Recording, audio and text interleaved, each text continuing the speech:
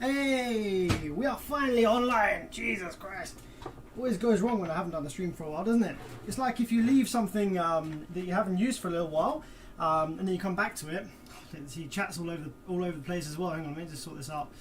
If you don't drive your car for a few months, the next time you get in it, the first or second journey, always something goes wrong. And actually, an interesting one for you guys, which I get all the time, and I don't think I've really mentioned it before, but one of the most common things I hear, okay, actually probably more in recent times actually, one of the most common things that I hear when a customer brings an amplifier to me is they say, dude, I had this amplifier, I had it was working absolutely fine, and then I put it in storage for anywhere between 6 weeks to like 3 years. So like, take an amplifier, yeah, it was working fine, took it out of my last system, I kept it in the loft, or I kept it indoors, or I kept it in the garage, or I haven't used it, or I haven't used the car for any period of time longer than probably like a few weeks. Then they say, the next time I powered it up, it's straight in protect, or it's blown up, or it doesn't come on, or it doesn't produce sound. Always, like so much recently, I've had people come to me with that exact same problem, that the amplifier worked fine, and then they've taken it out, left it for some time, and then it doesn't work after being left for a while. And that seems to be what was happening with my OBS this evening. How's it going, guys? What's cracking?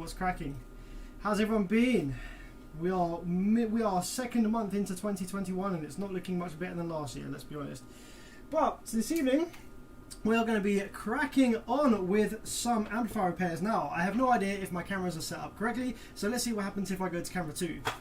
What? No. That's supposed to be hat cams. Let's just get hat cam sorted real quick. Let's get that up and running. Scopes all over the place as well. Okay, let's deactivate and activate hat cam, see if that comes back to life. And while we're doing that, we should also have, yay, we have yellow cam. Okay, let's see if we can sort out yellow cam as well while we're at it. And get zoom in cam from yellow cam. There we go. Okay, let's zoom into the board there, and I need to turn it off and on again because we have jittering. It's just the issues we have with setting this up. I was a little bit unprepared this evening, not gonna lie. Okay, still jittery.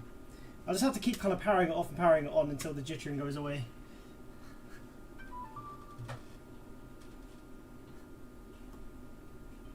Okay, there we go. See? Turn it on and off. Have you tried turning it on and off again? Freaking works every time, guys. Freaking works every time. Okay, hat cam's online as well. We are up and ready to roll. Okay, yeah, that one works, that one works, that one works. Focus. How about scope cam? Yeah, boy. And side cam. Okay, excellent stuff.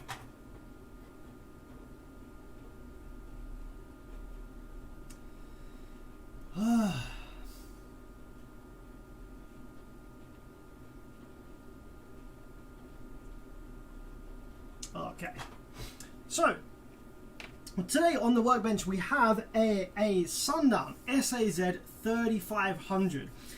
This, as you can clearly see, is an old school Korean half bridge. We have beefy power supply consisting of a bunch of parallel 064Ns. We have FMU32U rectifiers. These are pretty reliable, actually, not too bad. You'll struggle to find these though if you try to buy them. We have a bunch of rail caps. We have half bridge operations, so we've got quite a high voltage here going on. We'll have plus minus around about, where's the voltage rating on these caps?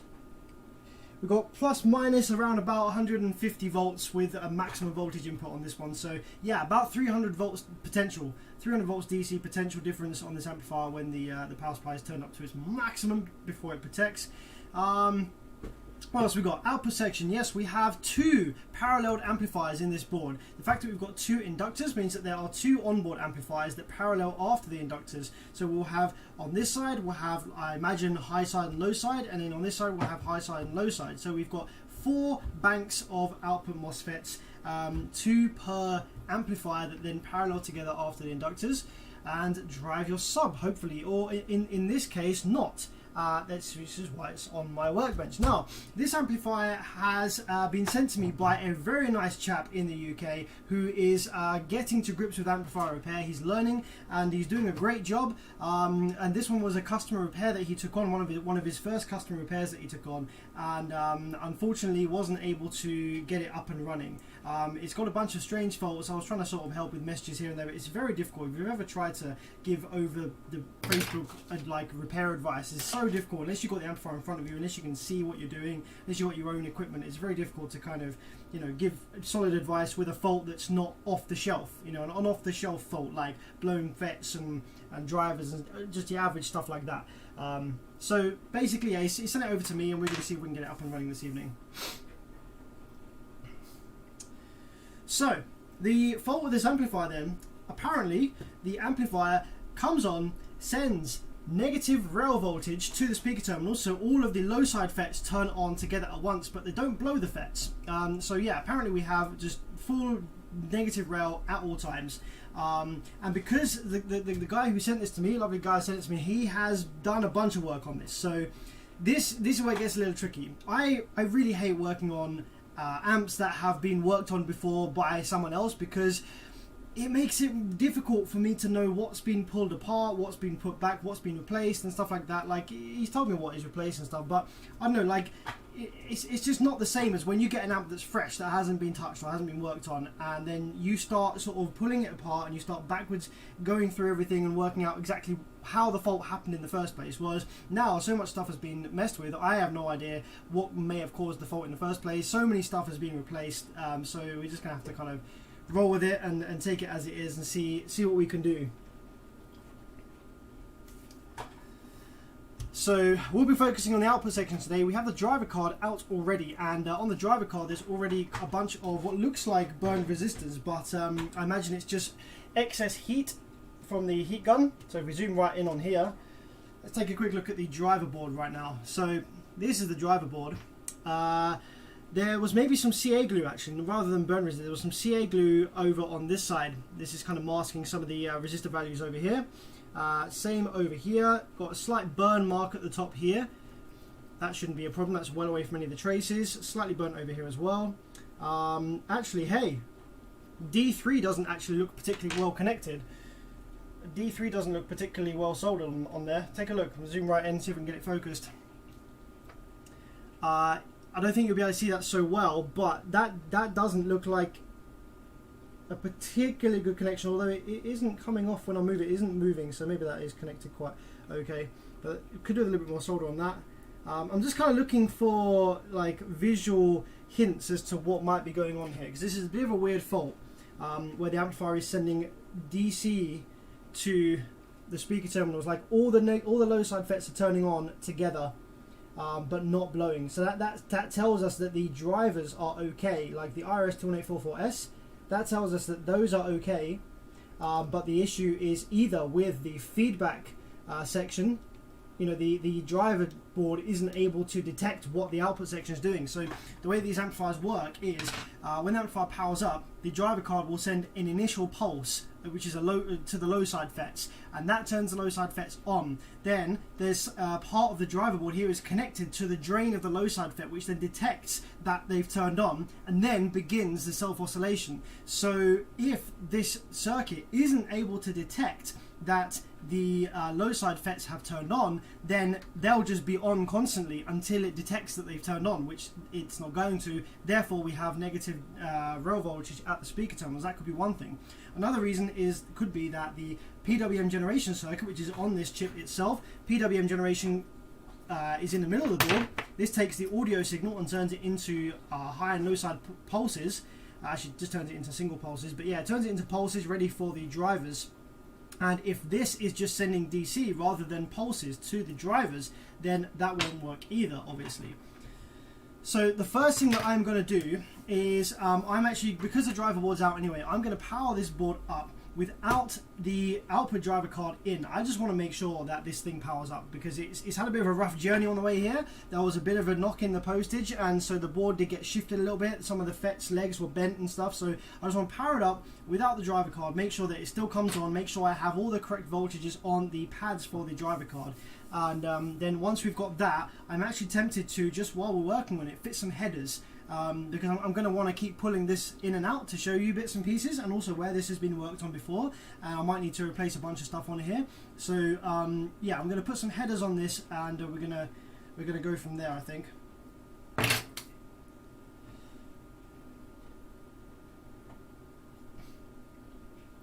I see Amazon reviews on Sundown SFB, Sundown full bridge, saying they caught on fire. Are full bridge not as safe as half bridge? So CL, full bridge and half bridge has nothing to do with it. The reason that there are differences in the reliability of these amplifiers is because the Sundown SFBs are just Sound Digital copies. China have copied the circuit design from Sound Digital, and they are Brazilian amplifiers. Nothing to do with them being full bridge or not. If Brazilian engineers design some half bridge amps, they'd be kind of the same as what Tar amps and Sound Digital already have, just half bridge, so they'd be double the row voltage, and you could strap them. Being full bridge and not being full bridge has nothing to do with the amp's reliability. You'll know that if you've ever used a JL Audio 1000/1, or a JBL GTO 14001, or an Orion D2500. Those are all full bridge amplifiers I've just mentioned now. They're all full bridge, and they're great. There's nothing to do with being full bridge or not, it's just to do with Brazil.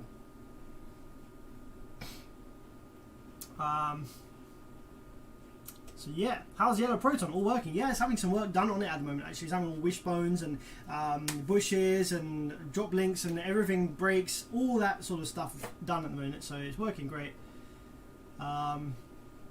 Alright, so first thing then, let's power this up and see if it comes on, see if we have the correct voltages everywhere that we should do. So let's grab our power wires, get them stuck in here.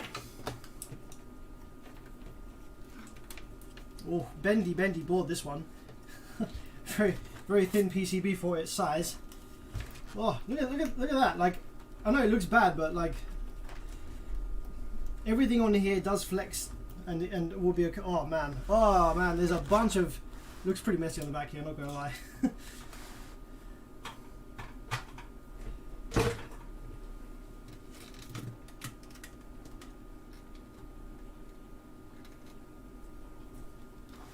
So there's a bunch of stuff going on under here. Bunch of pulled pads. These are all missing their vias by the looks of it. Okay, what I might do is, I'm not liking the look of this either. I might actually pull most of the parts that have been soldered in here and just resolder them, just for peace of mind. Just to kind of rule out any issues in regards to that. So that's what we're going to do. I think I'm going to do that before I power it up actually, just in case there's any issues. Yeah, okay. Also got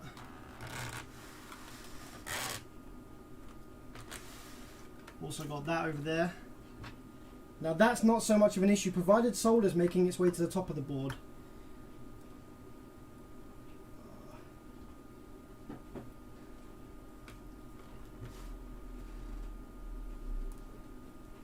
Okay, yeah, so the first thing I'm going to do with this thing is actually not power it up.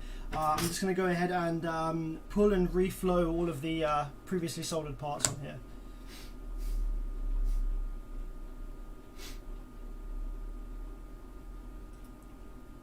Hey Bevids, I installed an SD8K. I use the head unit to cross over the amp, but the amp has a crossover, a high pass and low pass. What do I set my amp crossovers at when using the head unit? Anyone? Dennis, if you're using a Sound Digital, it will be a full range amplifier, and I assume you're using that on subwoofers. Now, the built-in crossovers on those amplifiers, when using for subwoofer application, are not particularly low. So, the best thing for you to do is, on the Sound Digital amplifiers, honestly, low pass filter at 0, high pass filter at 0, everything on that amp at 0, apart from your gain, or level, whatever they call it, I can't remember. So every single knob at 0 apart from your gain. Then also set your crossover on your head unit to anywhere between 50 and 70 hertz, I would say. Anything more than that, and it lets too much mid bass and kick bass through the amplifier, which subs aren't very efficient at doing. They're not very efficient up that high, and you'll clip very, very early on the kick drums of your music. So everything at 0 apart from level.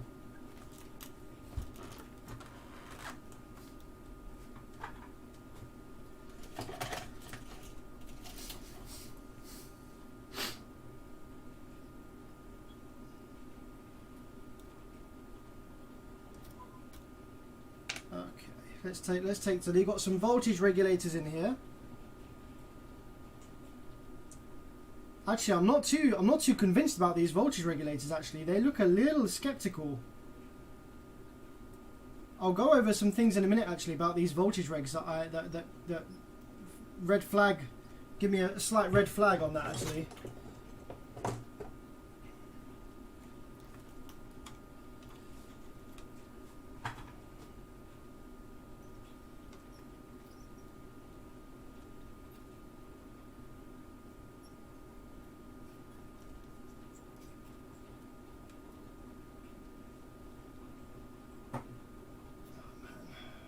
Jesus.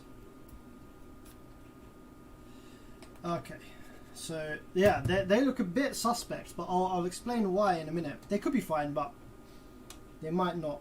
Let's pull also this one over here.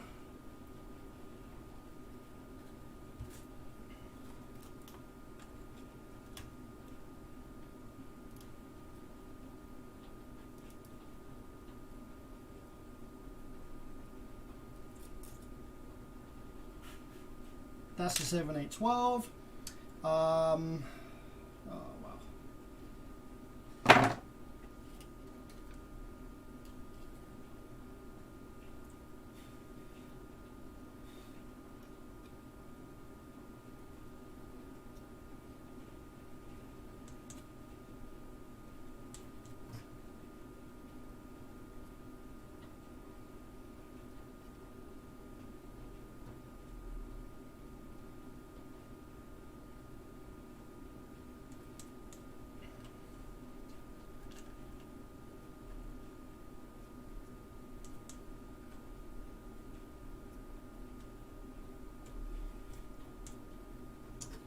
Okay, what else have we got? Now there was some rail capacitor stuff under here that I wasn't too keen on.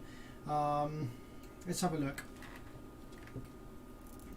So what I'm looking for is I'm going to just wiggle the rail capacitors from the other side of the board and look carefully on this side of the board to see if any of the legs move or anything like that in their pads. So we've got a couple of capacitors over here that look a bit funky. Okay, yeah, see, right. Okay, here we go. This is an issue. Right, I'm going to try and zoom in on this if I can.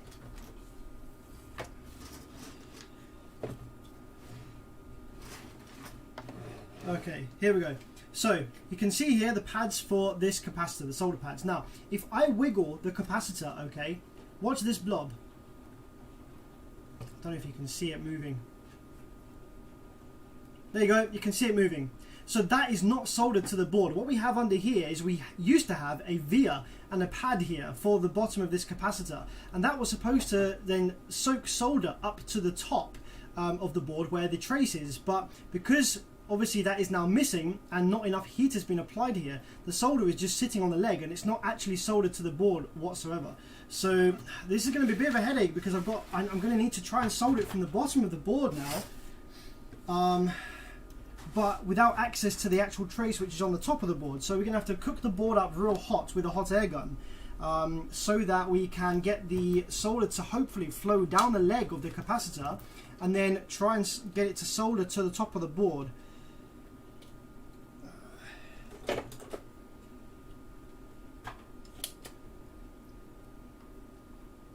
Yeah, this trace is just falling off now. This pad.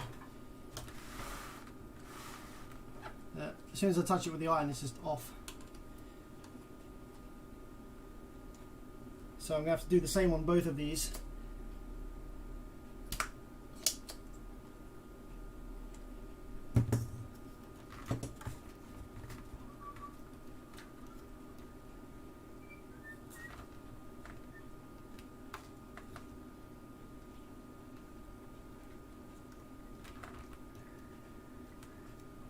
Okay, there we go. She's out. So this is one of the bipolar filter caps for the output section. So after the inductor, you have these capacitors which don't have any polarity. They're bipolar, and they filter out any of the extreme spikes that the inductors let through. Inductors aren't perfect. They will let through some nasty spikes of noise from the Class D switch wave. So then you have these capacitors which filter that nasty stuff out.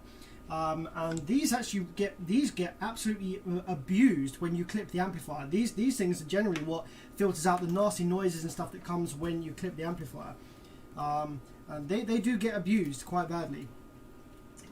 We're going to try and get the board here cooked up enough so that the solder will flow from the bottom of the PCB to the top. So I'm going to just cook the top of the board up here. Actually, let's take a heat gun and preheat the whole board and make life a lot easier.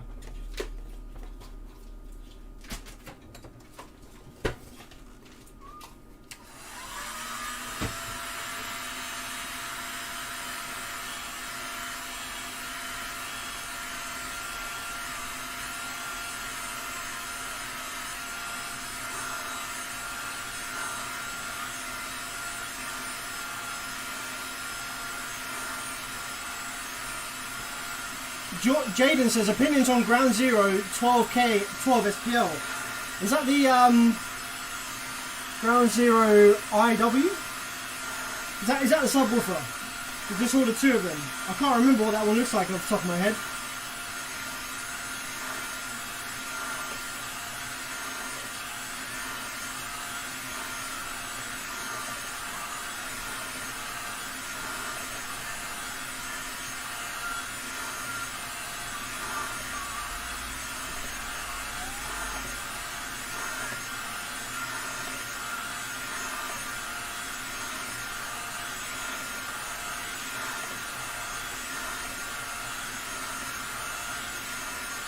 How's it going, Matthew? Thank you very much for the 2.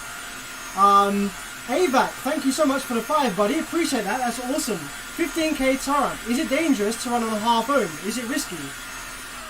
Running an amplifier on half ohm isn't generally so much down to the amp, it's down to the rest of your system. If your subwoofers are efficient and have enough impedance rise to go back above 1 ohms after rise at all frequencies, no matter how loud you're playing it, then yes, it should be absolutely fine. But the Tar amps don't have a great deal of headroom in terms of the current path flow across the board. So if you do run the amplifier beyond its rated current limit through the PCB, and if you are clipping it, and if you are under 1 ohm for most of the all the frequencies, you will run into issues. I don't generally recommend running Brazilian amps at 0.5 unless you have measured your impedance rise and you are well above 1 ohm. Thanks to CL for the 5. Appreciate that, buddy. Thank you. Thanks for the info. I'll check some higher quality 4-bridge designs. Yeah, absolutely. The Tar Amp Smart 3 is one of the best ones you can get at the moment.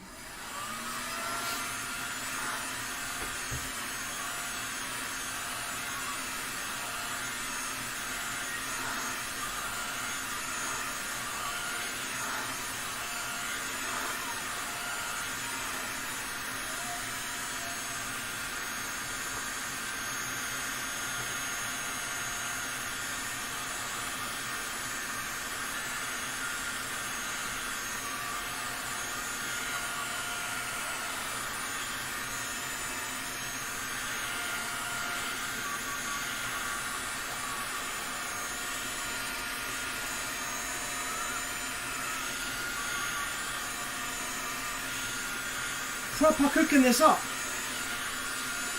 Starting to smell nice. Starting to smell crispy.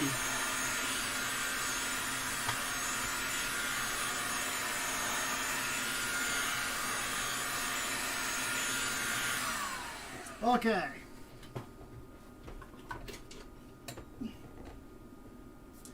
Now let's see how easily we can redo the pads on top of this board now that it's all cooked up. Oh, it melts instantly now. Guys, that makes such a difference. You must be doing that. Highly, highly recommend you do that.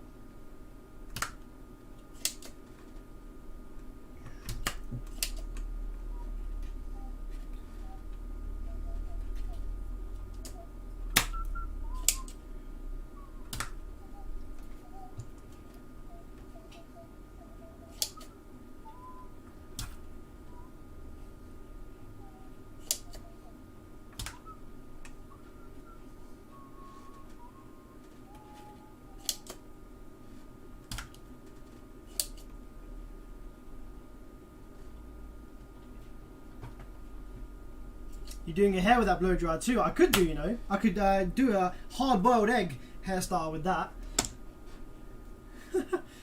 Okay, cool. So I've cleaned that out nicely, and I want to try and get that cap back in while the board is still hot, so I don't have to sit there and preheat it again. But I just want to check all of the other holes, the other capacitor things, so that wasn't in a line with these. So if we go ahead and check over here, where is my? Right here it is.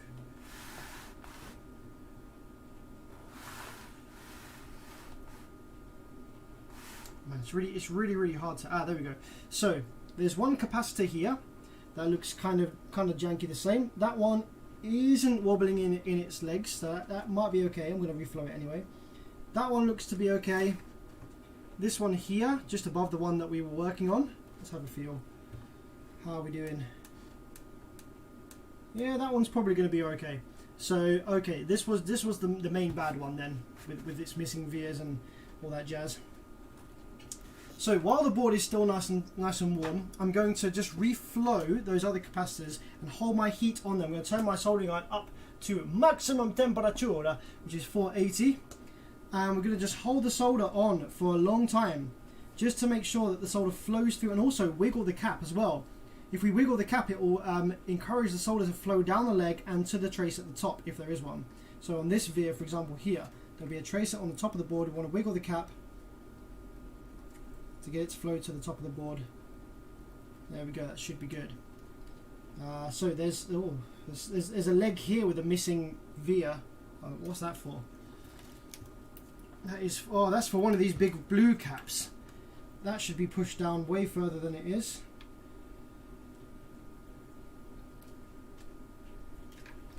There we go. That wasn't even through the hole properly. Okay. That feels like it solders at the top of the board nicely though, even without its pad at the bottom. Okay. Cool.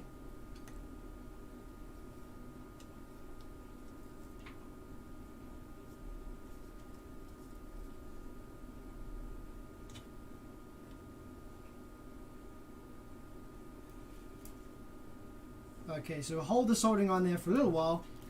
Give the cap a wiggle. You can see the leg move. Encourage the solder down through the via that's left to the top of the board. Same for this one here. Give the cap a wiggle. Encourage the solder down. There we go. So for this last one then, I'm going to cook the board up a little bit more just here.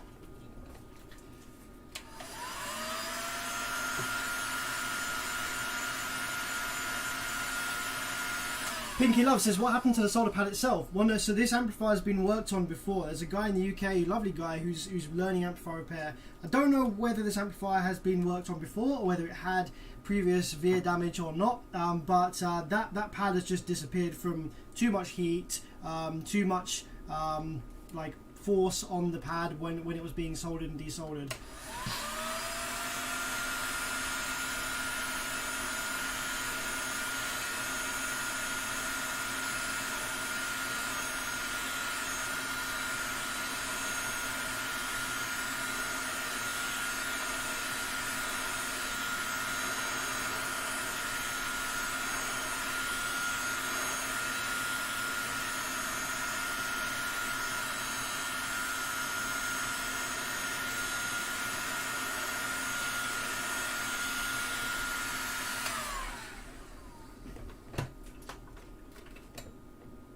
Okay.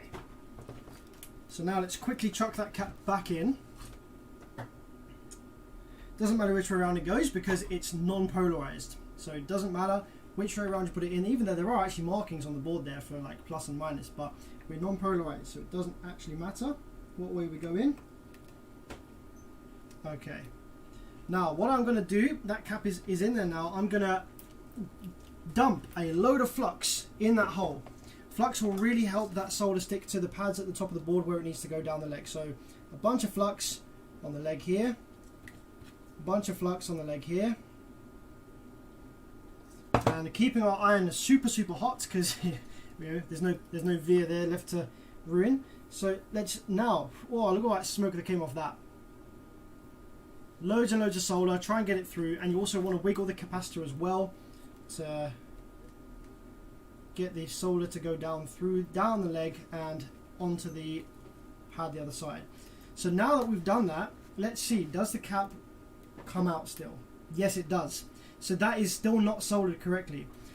I think this is going to be an absolute nightmare. I don't know if I'm going to be able to solder this on because the pad at the top has so much thermal mass. Fuck's sake. I might have to just run some long leads and put this cap somewhere else on the board.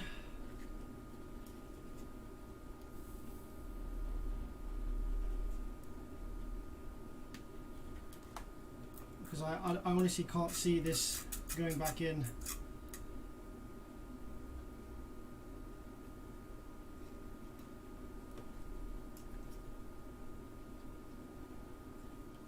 More solder, more heat, longer duration. Let's go. Let's go.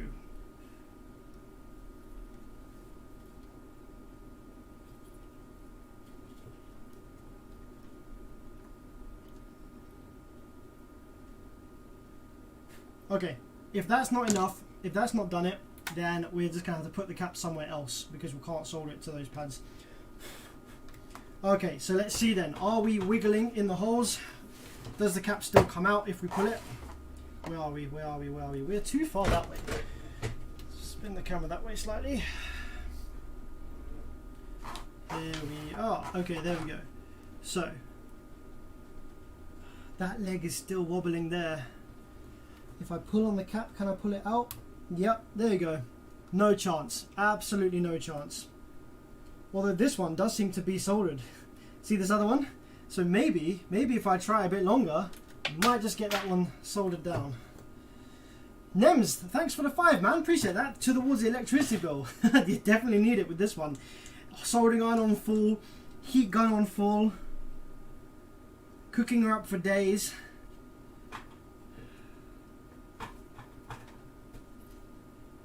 Come on. Come on. Get in there, boy. Get lots of solder in there. I'm going to put some more flux.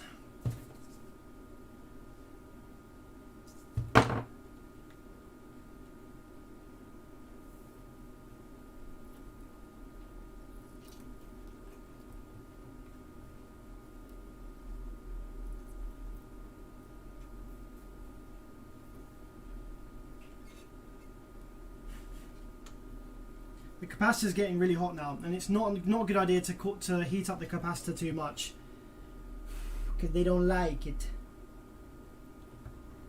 No, there's no chance. There is no chance.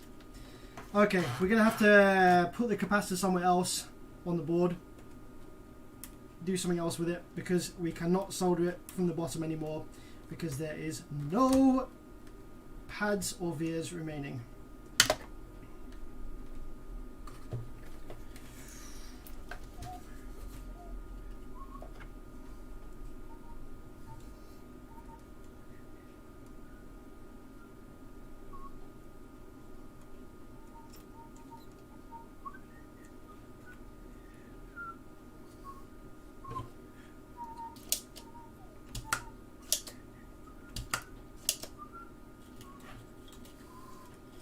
Akib says, hi, make the hole bigger. That's not going to help because that's just going to get rid of the tinning. And the issue is that there's too much thermal mass on this top trace of one of these that I just can't get enough heat down the leg. So the issue is getting enough heat down the leg of this capacitor to then stick to the solder on the top of the board. That's the issue. It's too much thermal mass. So see, this trace on this side, one of these traces is lifted as well. I hate works on these amps. They've been worked on before. Right, so what we have now then, gentlemen, is we have a pad here that we need to solder this capacitor to somehow. So what I think we're going to have to do is have the capacitor mounted like just fucking an angle like this or something on one of these resistors here. We're just going to have to go in with some jumper leads. There we go. We're just going to have to mount the capacitor there like that. It's going to look so fucking janky.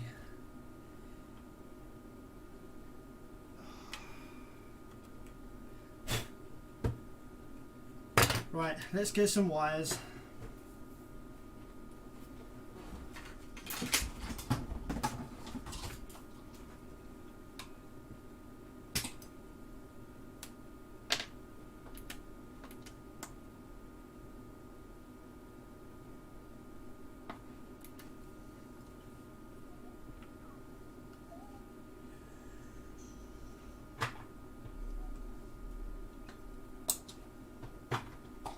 Let's tack this down in place so it doesn't go walkies.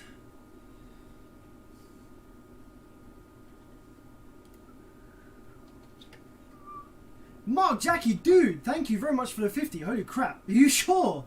Just a few bucks to say thanks for sharing your skills and helping me every time when I hit you up on Facebook. Thanks to you, I started my own style business here in Germany and have a lot of work. Damn, fucking awesome, man. That is great news. I'm really, really glad to hear that.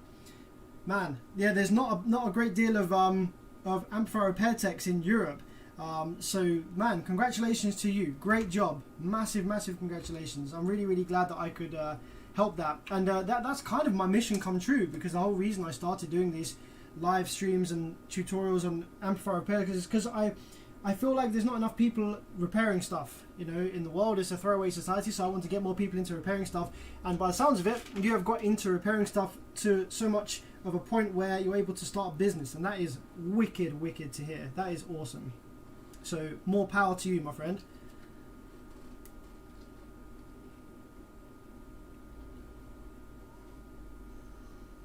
Okay, we're going to use some solder braid, I think, to get this capacitor tied into the board permanently.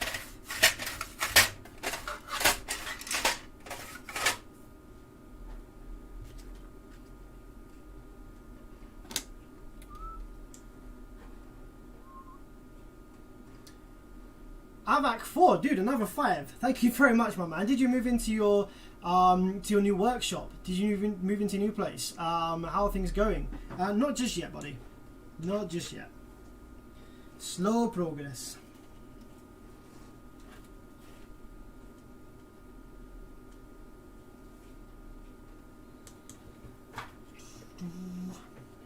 $20 to life says Bandit or Viking, dude.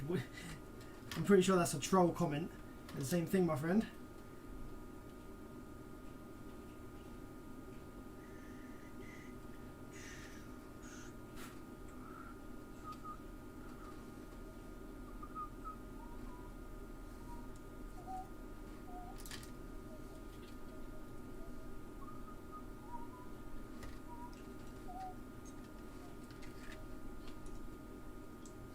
The problem with solder braid, right, is because it's copper, it conducts heat so well that when you're soldering to it, you can't hold it because the heat just goes whoop straight up the solder braid and into your hand, and it burns you. So you have to kind of hold it with some tweezers or something.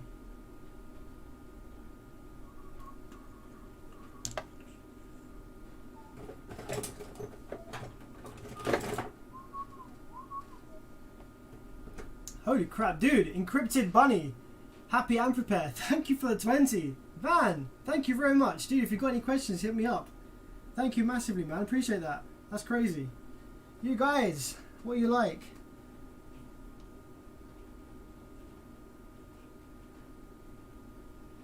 Okay, so what we've done is I've tacked some solder braid to the PCB there. I'm going to have to do the same on the trace that's now lifted. Run some CA glue on that one.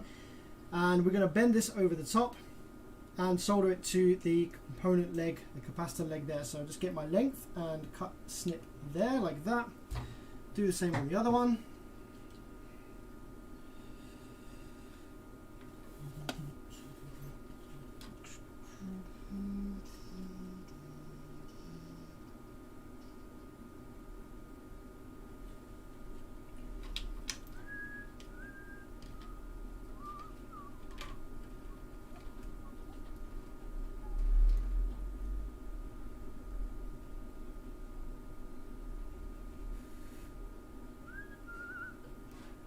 Okay, there we go.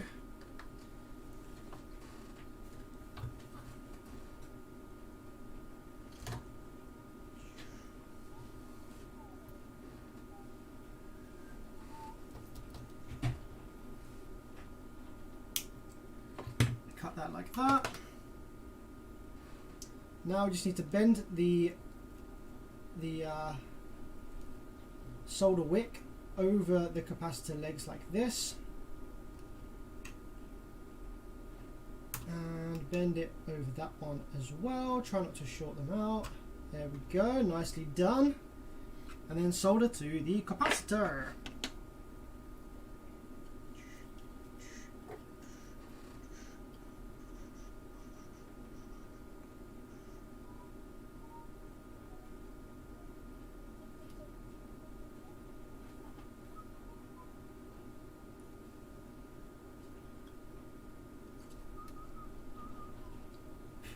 There we go. So finally, that capacitor is very jankily, very jankily soldered to the board properly. Man. Gian, thanks for the 5, man. Good to see how I missed your streams. Thanks, man.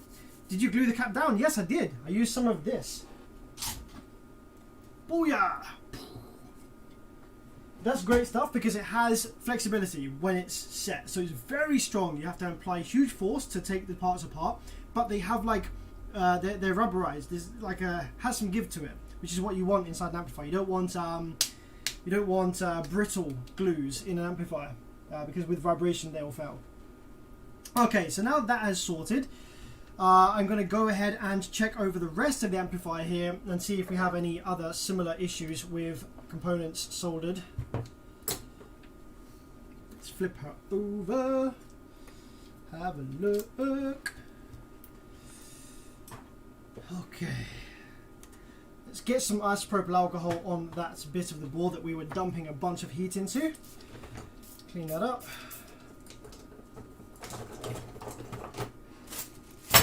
I don't know where my toothbrush is.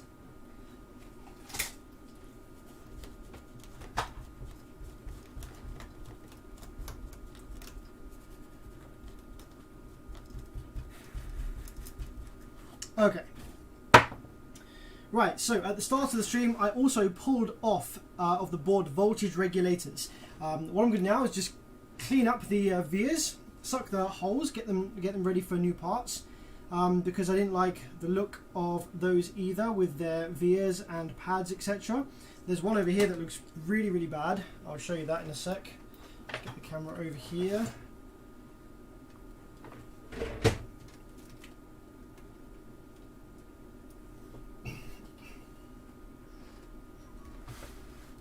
Yeah, so we got more really pretty bad looking pads over here and stuff. So let's see whether we can sort this out. I might actually use my desoldering braid here for that. That would be the better thing to use, I think, than the sucker.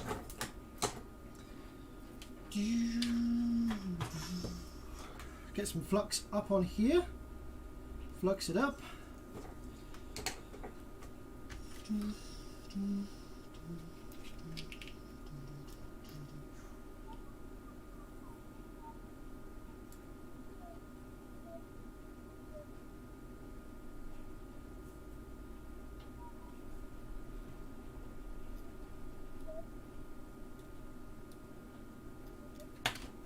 Okay, now that most of it's gone, I'm going to use my sucker to get rid of the rest of it. Actually, it looks like there might be a bunch of solder on the top of the board. If there's like a huge blob of solder on the top of the board, then your sucker won't work so great. Let's have a look. Where are we? Oh yeah, there's quite a big blob on the top of the board here, so let's get rid of that.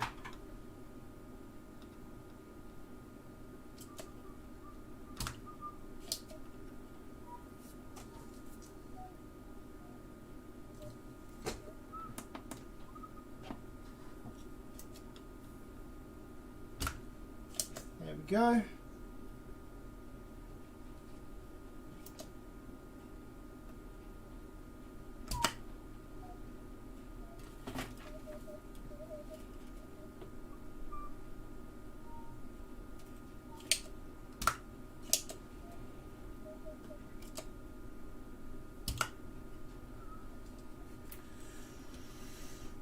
Hey.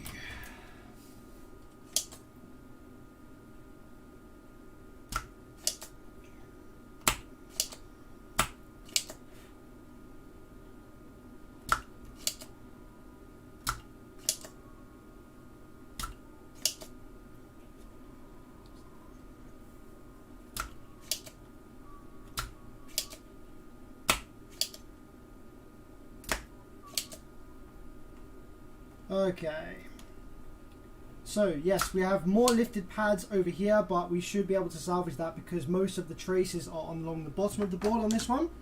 So these parts I just removed were the voltage regulators. Now if I just grab them on my table here, this is the 7812. Where did I put the other two? Because they looked fake, I wanted to show you that they didn't quite. Here we go. So, gents, here in my hand we have a genuine voltage regulator. Okay, so let's take note of this. We have an indent there. The indent has a number in it, number 4 in this case. We have equal text. We have the manufacturer's logo. Now, importantly, if we flip over to the back, we have nice clean lines, okay, around here. Nice clean lines on the top for where it's made. We have indents as well. This is very important. We have indents here and here. Fake ones often don't have the indents there and there for some reason. Also, the case itself is kind of slightly shiny and it's very well put together.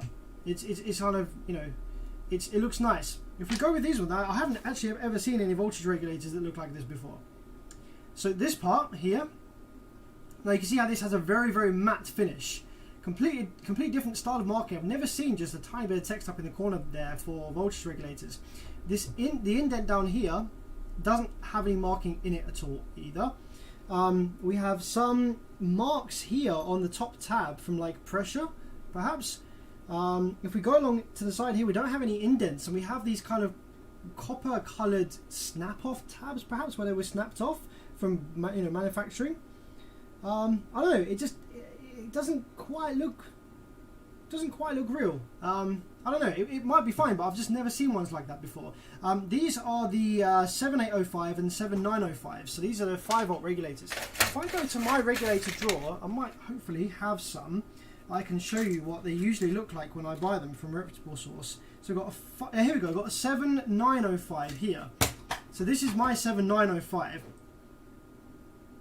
Now granted, actually my one doesn't actually have the tabs, but what we do have is we have we have the on semiconductor, the manufacturer there. We have the stamp that has numbers in it, which will be like kind of what number this was, or it could be the factory code, for example. And then the assembly of this just looks a lot better, the actual epoxy itself. And then on the back here, although we haven't got any tabs, this is also something that signifies this is most likely to be genuine. These two little ovals here. So this I'm confident about this one. It just feels better. It feels a bit heavier as well. And if that's a 7905, hopefully I've got a 7805 in here as well that I can drop in.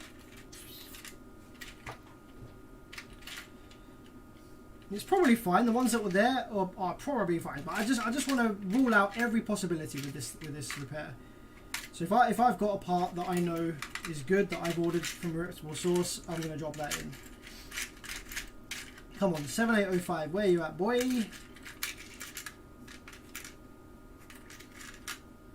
7812, 7812. I might have to pull a 7805 off of a donor board just for tonight, just to be sure.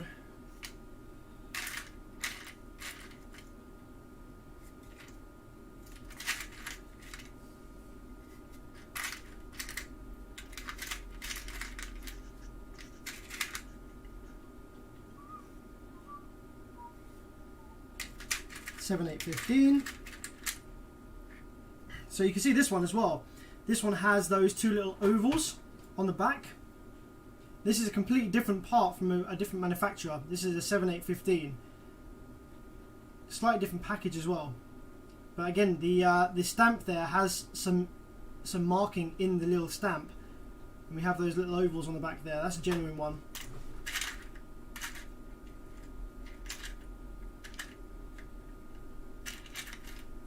Okay, I am going to have to grab one off of a donor board, I think. I usually have like all of the parts I ever need. Okay, and the other one was a 7812. Now this one, that's legit. Yeah, 7812 that I showed you, that's legit. But the legs aren't very long, so I'm probably just going to drop another 7812 in because I've got loads and loads of spares anyway.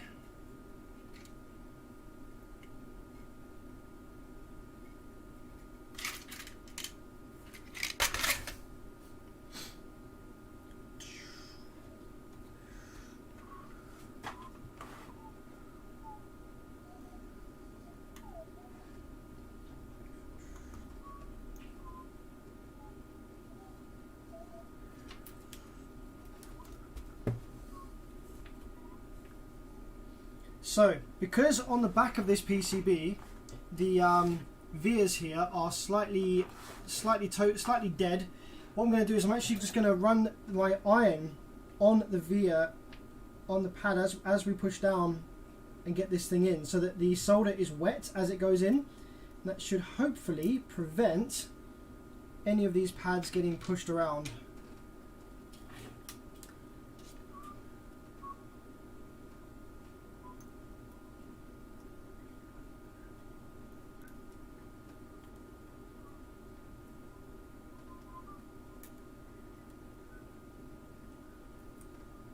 Ow, okay, it's got so hot now that I can't touch it. Let's grab a towel.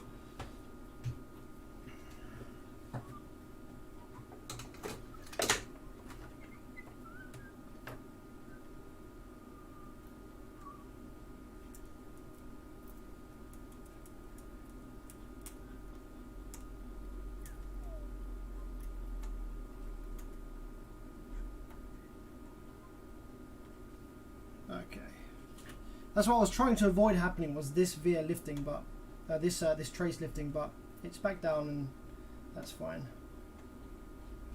Kind of unavoidable when you get an amp in the condition that this is in.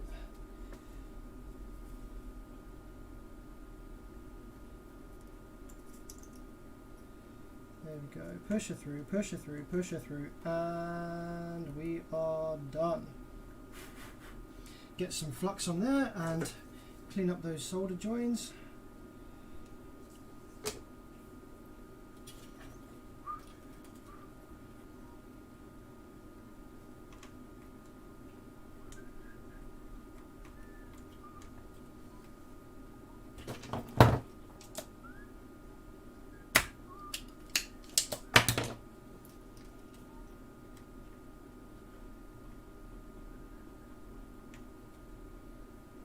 Okay, that's better. That's much better. Looks so much nicer than it did. Cut those off nice and close. And there we are. Right, let's do the same with the 05s.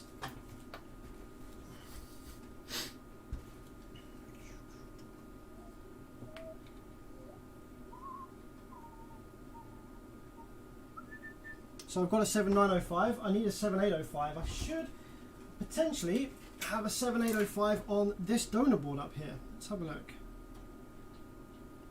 I might do. We've got 7812, 7812, 7912. I think the 5-volt regulation might be done with Zenas on this board. Yeah, I think it's done with Zenas on this board.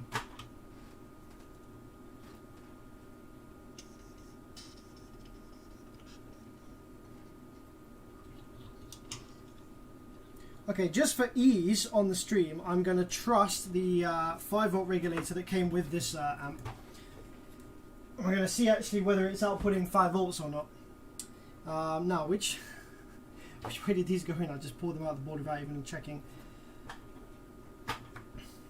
So if you ever do this, if you ever pull a part out of the board without checking, which one was which, you could just pull up the data sheet. It's really easy. So if you pull up data sheet for a 7905 and a 7805, the actual pinout is different. So let's just pull up data sheet real quick. What is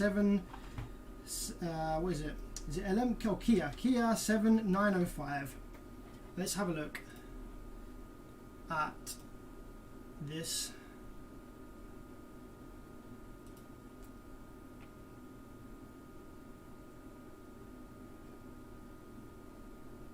Let's do it LM. I think LM has nicer data sheets. There we go. Okay, so the LM79 series is pin 1 is ground, pin 2 is input, and pin 3 is output. So one of these pads on the board will have pin 1 as ground. That's one. We're looking for the pins that have continuity to each other, because they'll both be ground, and then we know which one goes where. I'm just going to confirm that is the same KA7905. Confirm it's the same as the LM. Do you see that? What the frick?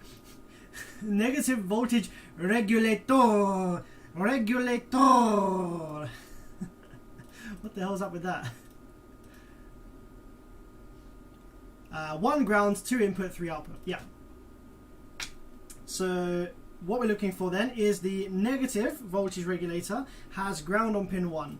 So let's go back and have a look and see what we can find. Ground on pin 1 for negative regulator. So the negative one is going to be this one right here, because that is 1, 2, 3 with ground on number 1, and the positive one is going to be this one right here, which will have ground on pin 2. Nice, quick and easy. If you do that and you pull the parts out and you forgot to look when you were pulling them out, just data sheets, my friend, data sheets.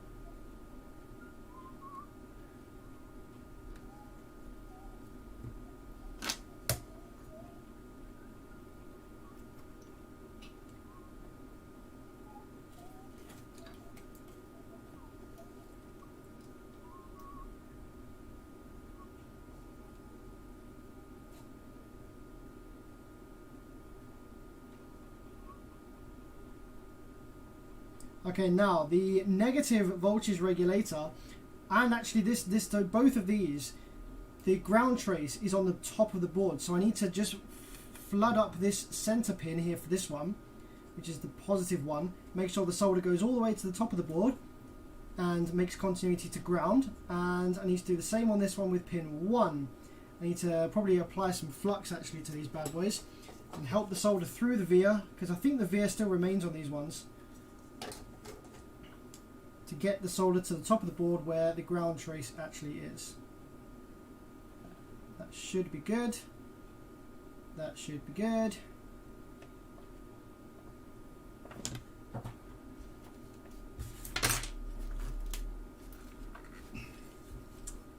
Okay, inspect your work. Just want to make sure that I'm just going to run a little bit of extra solder on the top of this ground trace here for the negative voltage regulator, just to confirm it's definitely connected. Now this positive regulator looks really good. That has a good contact to the top of the PCB where ground is. Okay. So, great stuff. I think we are now potentially in a position where I feel comfortable to power this board up and see what kind of voltages it's giving me. And then we can actually start with the repair. I haven't even powered this board up yet. All of this work, what are we? An hour into the repair, and I haven't even powered the board up yet. I've just been repairing stuff that I saw that I didn't like the look of.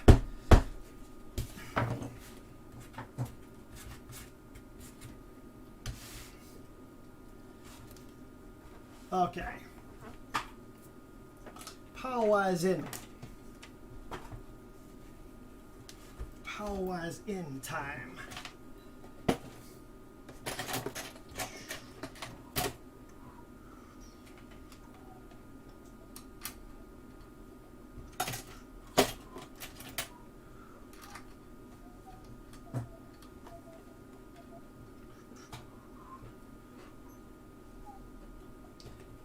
To easily find out which one is positive and negative, just take your multimeter, continuity mode, and see which one has continuity to the FET drain, and that will be your positive. So positive is this top one here.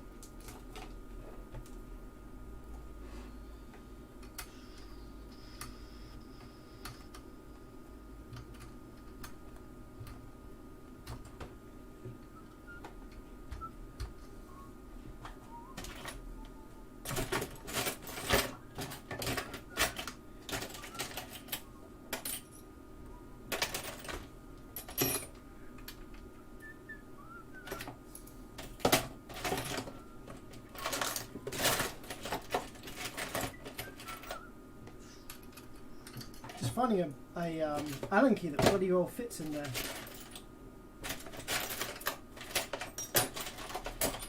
There it is. Specific Allen key for some of these older Korean amplifiers. They use a non-standard. It's like not. It's either imperial or metric. It's like one of the two that's not the most common one. See, I've only got one of these Allen keys that fits all these old Sundown amps. Get our remote in there, get that screwed in.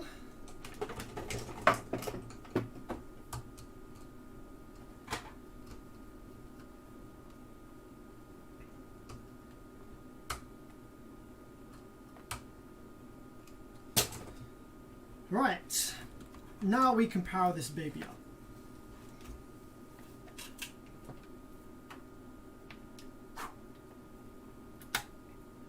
Power supply on. Would help if my button was working actually for my scope screen.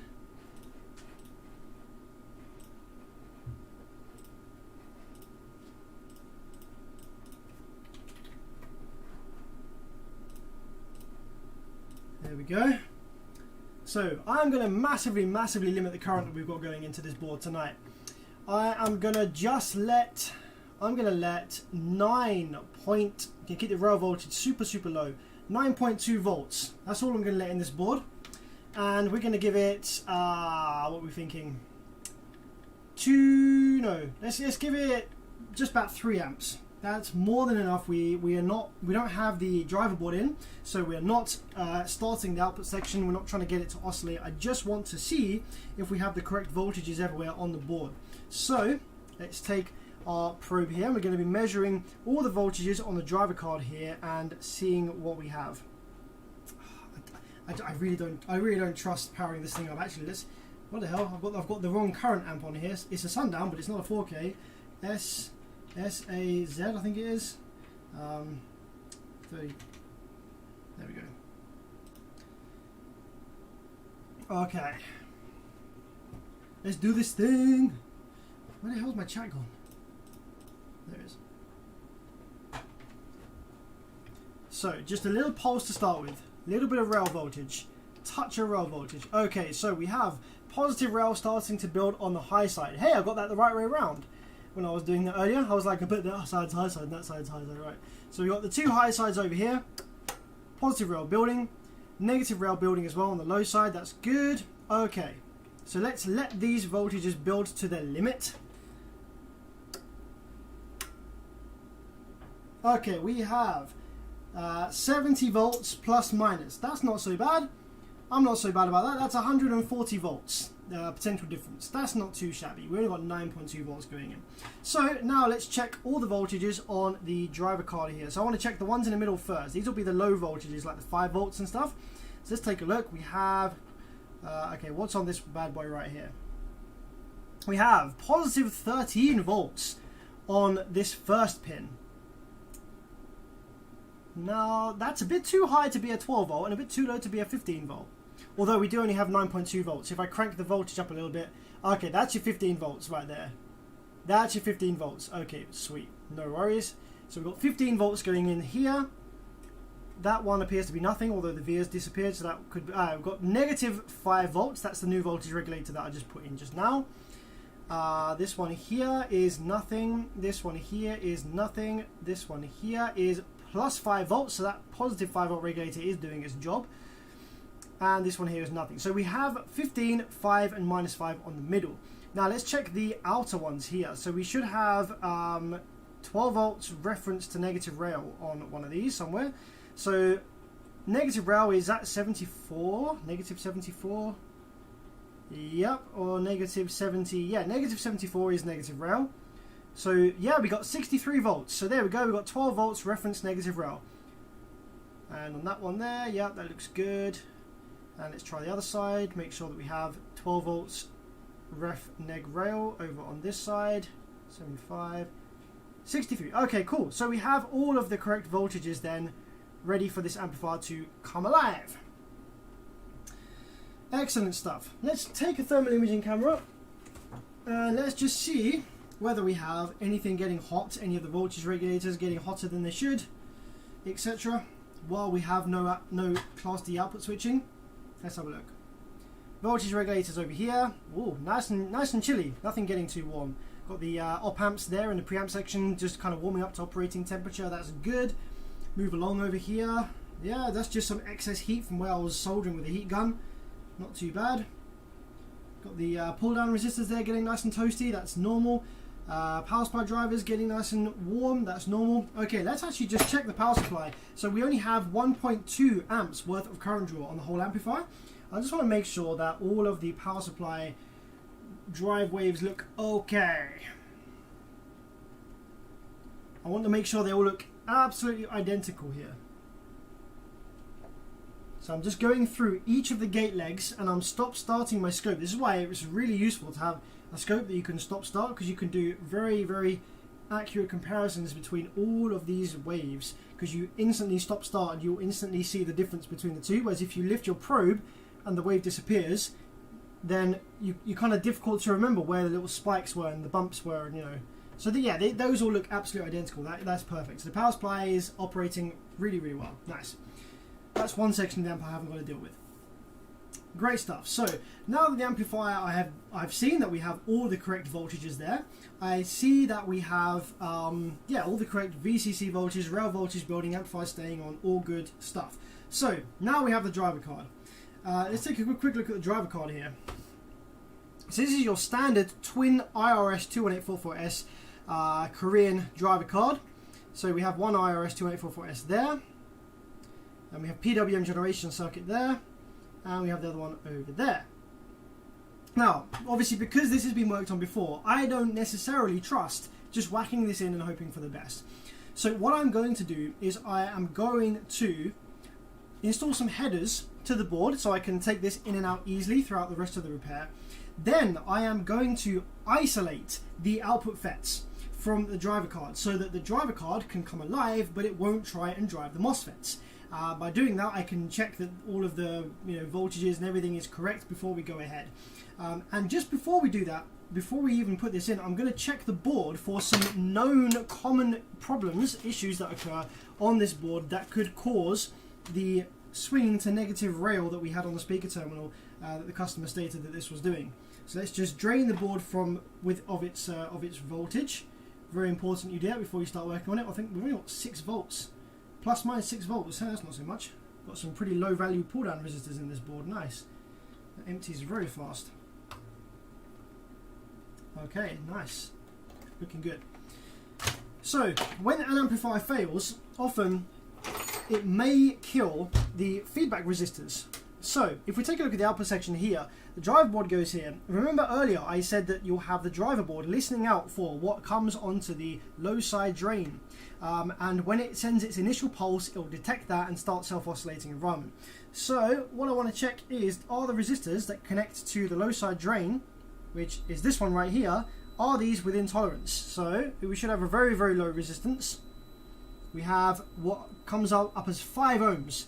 And if we look at the resistor on here, it's yellow, purple, gold, gold. So that should be 4.7 ohms, which it will be with a bit of test lead resistance. So let's check we have the same on the other side. Yep, they're looking good. Okay, so the driver card should be getting its feedback from the low side FETs. So that's not the issue. I think the issue is then that the FETs weren't being driven properly, or there's some other issue in the feedback loop. So let's get some headers installed onto here, then we can start playing around with the drive circuit. think I've got some headers in here. This is my like drawer of random bits that I don't have like any other kind of place for. This is where I chuck shit, and all my headers tend to go in here. I should have. I've actually got lots of spare drawers now, lots of empty ones. I should make a drawer that's just for headers. Maybe that's what I'll do tomorrow. Right, there's a header without any pins in it. There's a header without any pins in it.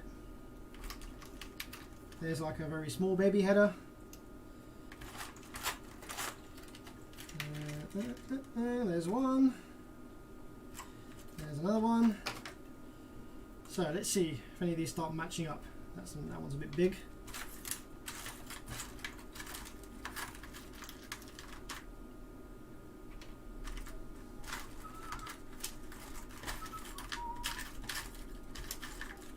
I'm sure I had loads more than these. Maybe I did make a drawer for headers. Maybe I did make a drawer for headers somewhere. I just completely forgotten that I did that. There's another one. There's another small one.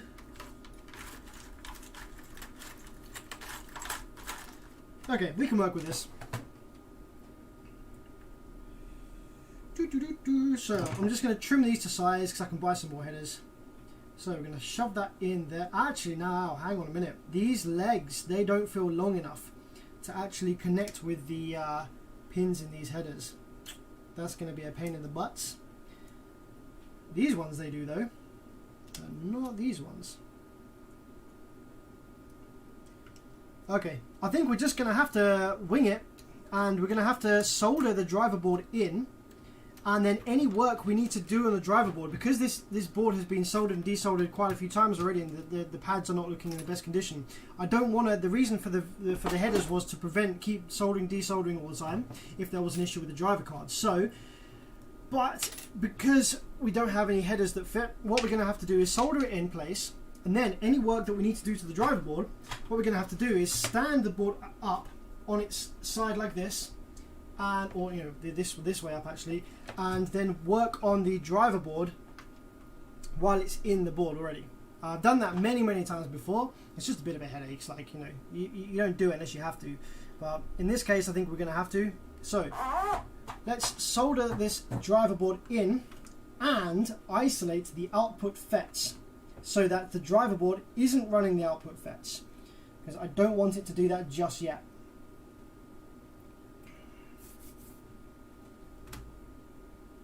I don't know. Oh, there's some missing vias on the bottom. Hang on. Let's just check the bottom. It doesn't look too pleasant, but... Okay, let's roll with it. Let's get this driver board soldered in then.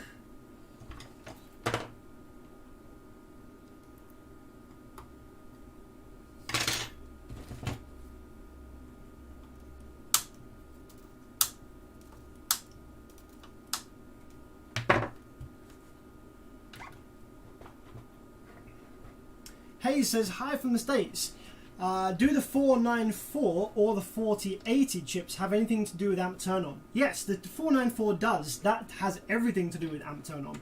The TL494 is what creates the pulses for the power supply FETs. The 4080, however, that is the output driver, sort of. Yeah, the 4080 is a whole bunch of things in one, like PWM, conversion, generation, high-low side splitter. The 4080 is actually a full bridge driver. So if you've got an amp that's got a 4080 in it, it's a full bridge. But yeah, the 4080 is the output driver, and the TL494 is the power supply PWM generator, and it also does some protection circuit stuff.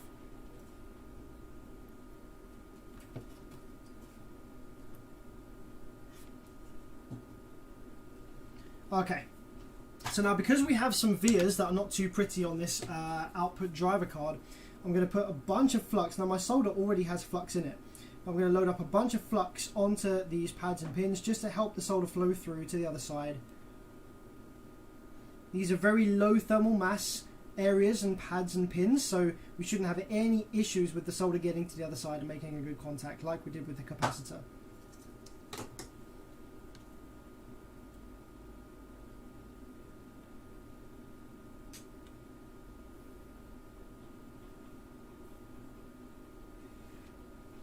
Christopher says, Sam, can I ship you working amps to upgrade?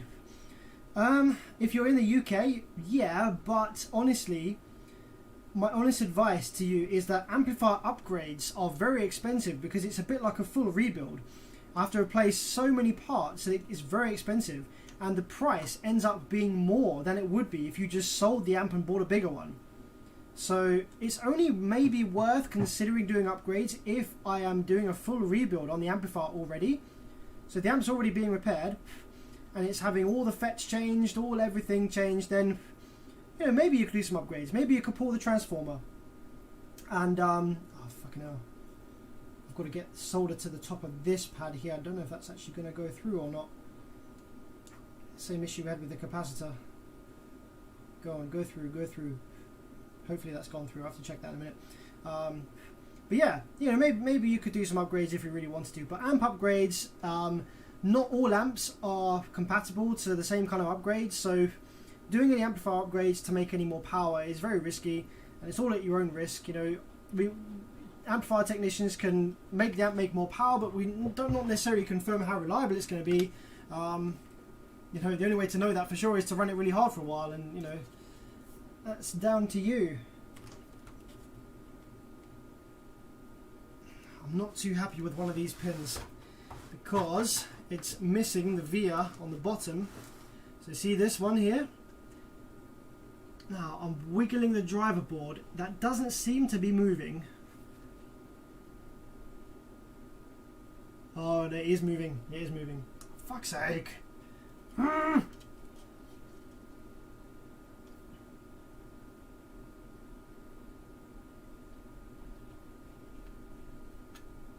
I'm going to have to try and solder that one from the top of the board because I don't trust that that's actually going to make a connection to the top of the board because it's lost its via and pad. What one is that? That is the second one in over here. Okay.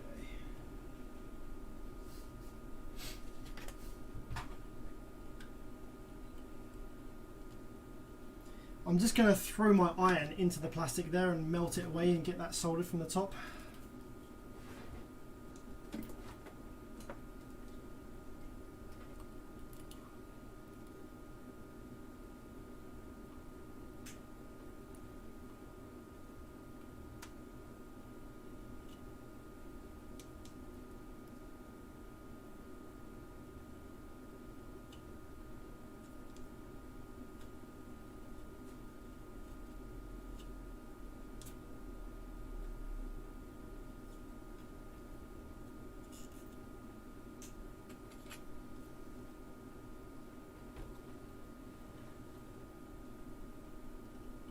I don't even know where the freaking I don't even know where the trace to that pin goes, you know.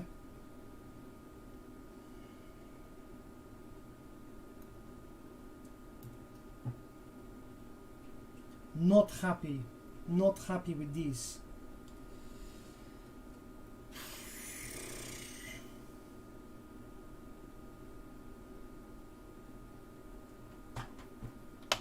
I might have to take the driver board out again and just run something to that pad that I can then link to the pin.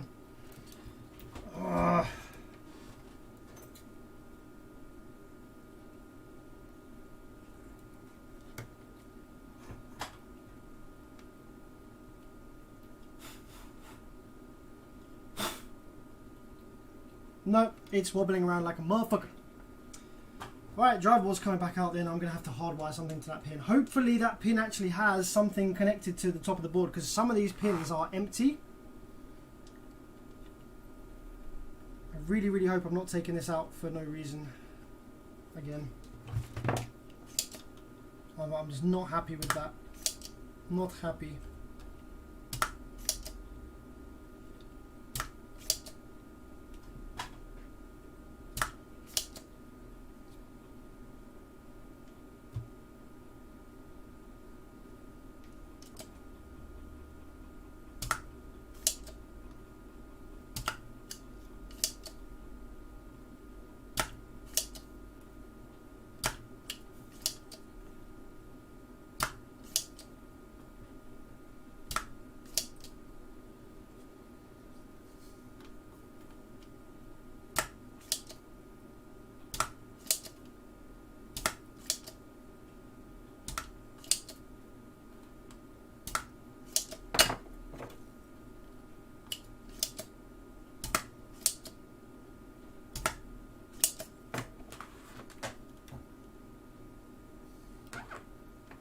I really don't like this at all.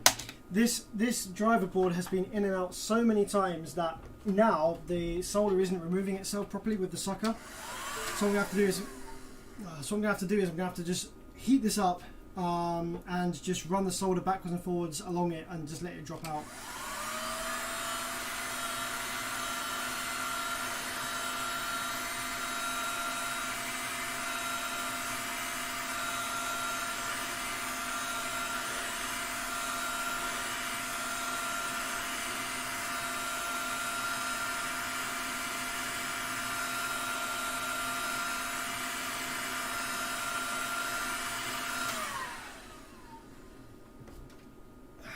You know, fuck it, can I try and see where that trace goes to on the top of the board?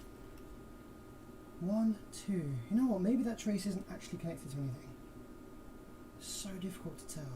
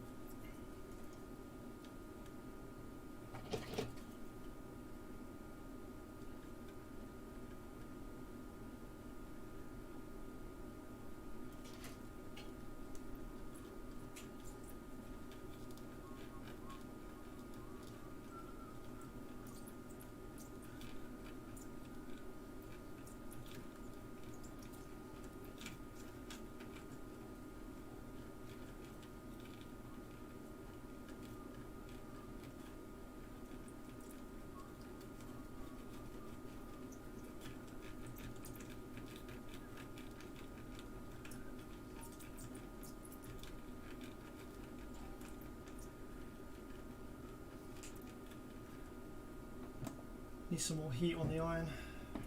Fucking hate this shit.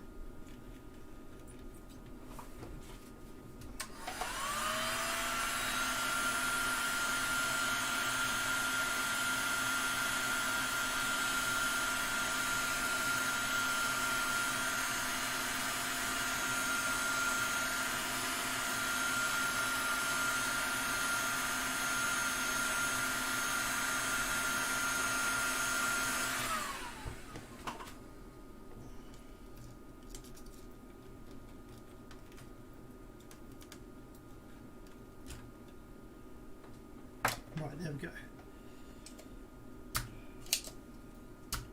That's how you remove a driver board that already has damaged vias without making the damage any worse. So it looks exactly the same as it did when I first got it.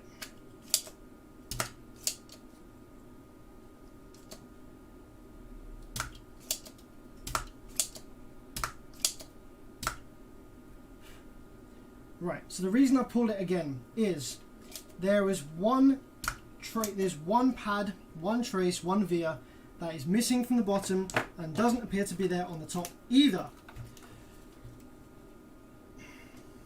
Is there a reason for it? It doesn't seem to go anywhere on the top here, but there is like a little linkage. So I'm wondering whether this trace, this pad originally connected to this pad here, and then that second pad, that then does actually have its own, does go somewhere. So I wonder whether I might need to connect those two together. But again, this is why I hate working on boards that have been worked on before and had stuff damaged and stuff, because now I don't know whether that's actually, whether they were supposed to be connected or whether that pin is just not connected.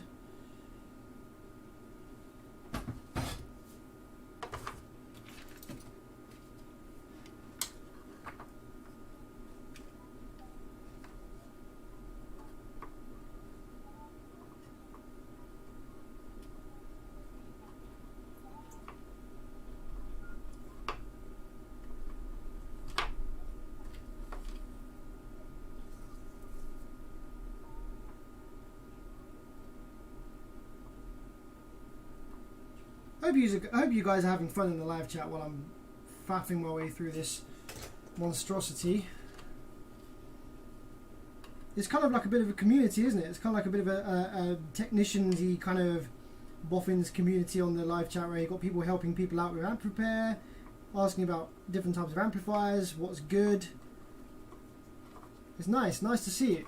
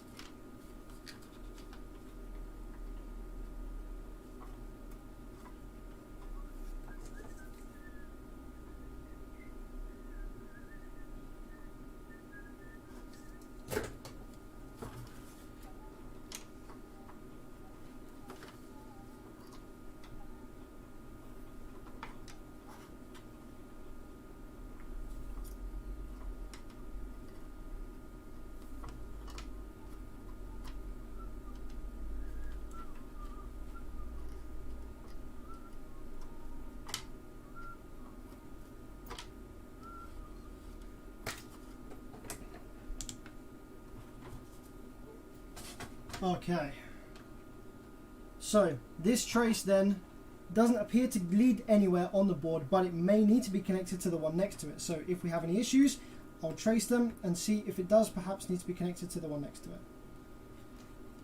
Now this is going to be impossible to go back through these holes now, isn't it? It's so tight.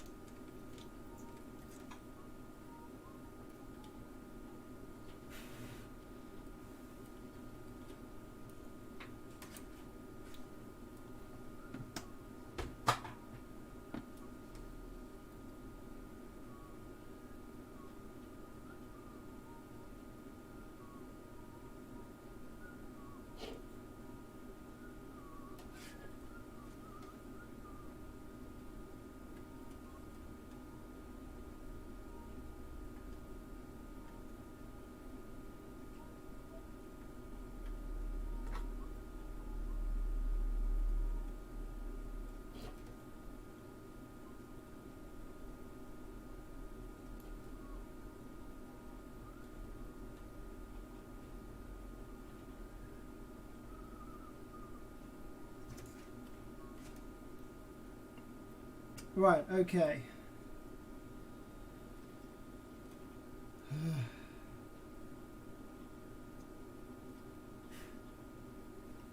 So driver board is in. Now, I don't trust the driver board at all. So what I want to do is I want to power the amplifier up without risk of damaging the output FETs which are in here, because if we don't have to load up new output FETs, then that is a cost saving for the customer in this case, because they already has new output FETs in. So on this amplifier, there's a few ways that we can disable the output FETs. Okay, there's a few ways we can do that. We can either lift the gate resistor for each and every output MOSFET, which is a bit long, but we could do that. Now, another thing we can do is we can actually cut the trace for each bank from the driver board, and you can do this from the bottom of the board. The beauty of doing this is it's such a tiny incision, and you can solder back over the top of it with the solder blob, and it means that if you ever need to come to repair this amplifier in future, you have some easy kind of switches to turn off the output MOSFETs. I actually highly recommend you do this. This doesn't impact the reliability of the amplifier whatsoever. You're just making a tiny cut on the trace and then scratching away at the insulation either side of it, you're then creating like a kind of solderable switch. And these solderable switches actually exist, I don't know if I've got one here to show you, in Brazilian amplifiers, in Taramps for example. Actually, I've got one here I can just show you. So this is actually something that's used quite often in circuit design. So if we take a look at this Taramps right here, if we go over to the output section here, there are a couple of solderable switches. Where are we? My hand is here, come down here. Okay, here we go. So there's this one here, which is called shutdown, and this one here, which is called feed. Now these solder blobs are just blobbing over two contact pads that are essentially a trace that's been cut and then soldered over the top of, and you can easily just kind of remove the solder to disconnect these two pads from each other to work on the amplifier and isolate parts of the circuit from each other. So that's what we're doing there. We're just making a tiny incision on the gates drive path that we can then isolate and then reconnect up with the blob like that.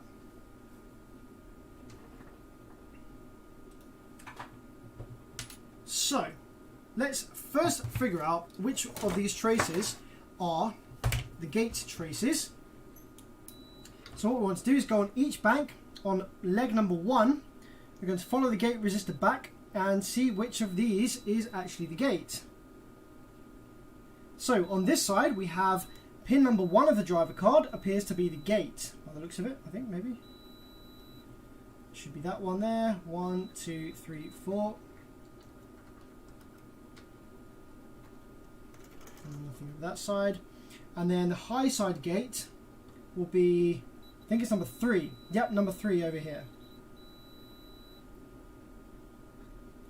And then over this side, the high side gate, sorry, on this one is going to be probably number 1 again. Yep, there we go, number 1.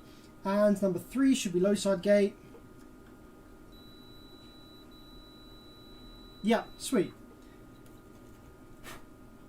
So very easily then, take a blade. We're going to cut the trace here. Actually, I might not even need to cut the trace. There's a component there that I can lift. That's handy. I think this amplifier might even have just some little resistors or some inductors here which we can just lift instead of cutting the trace. That would be super handy if that's the case. One there, one here.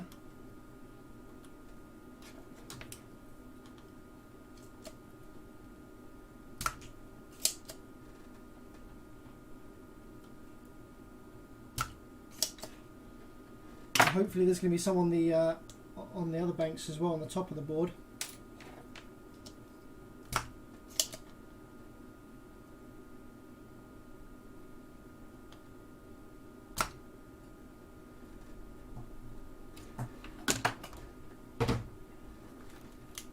Yep.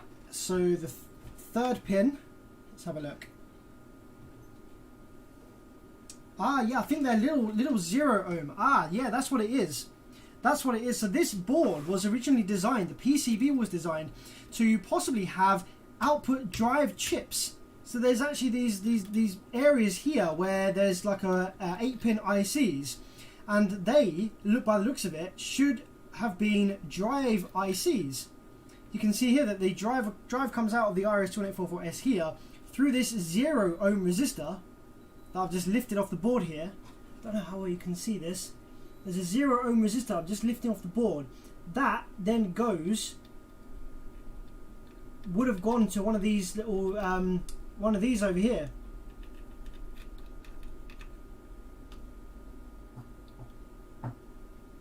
Yeah, see, it goes to this IC that's not actually in the board. That then gets jumped over to the FETs. So awesome, yeah, by lifting this 0 ohm resistor then we can very, very easily disable the output MOSFETs without having to cut any traces. So that's really, really handy.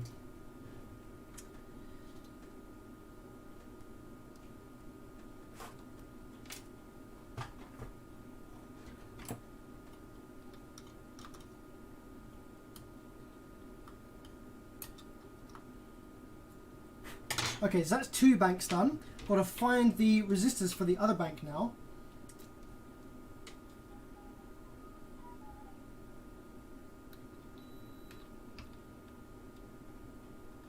There we go, there it is. There's the 0 ohm resistor for the other bank, so we can lift that one.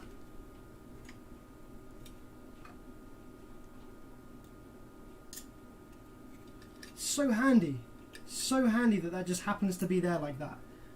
And then this one here is going to be for the other one.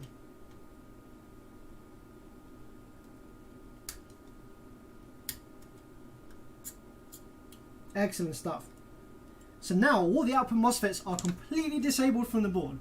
We are not going to run into issues where the drive circuit is incorrectly driving the output MOSFETs and killing them, which we don't want to happen. So now we can probe the drive waves coming out of the driver board and see what's going on, see if it looks correct or if there's any issues with any of the drive without risk of damaging our output MOSFETs. So just to confirm, take a multimeter and let's confirm we don't have any continuity from any of the gates to the driver boards, to the driver board pins.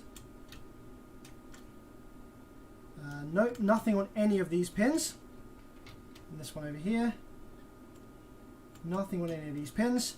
Always best to double check. Like, I know that there's not going to be any continuity, but it's always best to just double check when you're doing this kind of thing. Cool, no continuity to any of the gates, to any of the driver board. Fantastic stuff. Also, very important you bear in mind is that there should be pull down resistors on the MOSFETs, gates to source. So when you remove the gate drive from the MOSFETs, if there's no pull down resistors, then they might turn on by themselves and explode. So we just want to make sure that we have pull down. So we have 24.5K on that bank, 24.7 on that bank,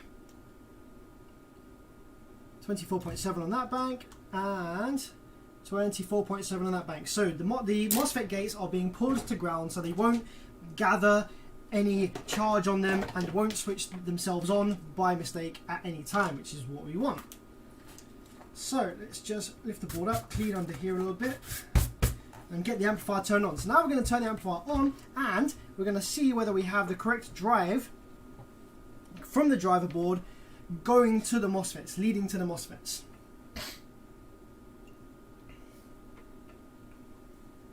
Okay. What I'm going to be doing is I'm going to be probing the board on these resistors that we just lifted. This one right here, this one right here, this one right here, and this one right here. The 4 resistors that we lifted to isolate the gates. That will show us the drive from the driver board and will show us if it's working correctly.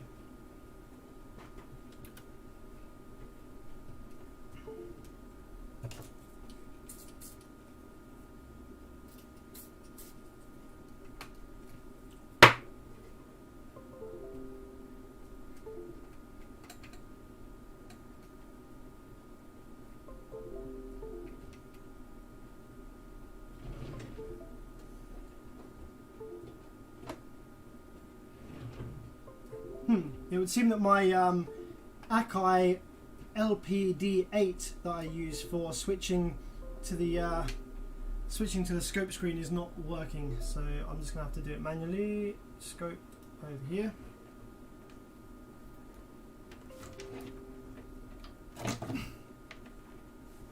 Alright then, power time, baby. Gonna go gonna go that nice and low, 9.5 volts, nice low current as well, 3 amps, and we're gonna build full rail voltage. Let's go.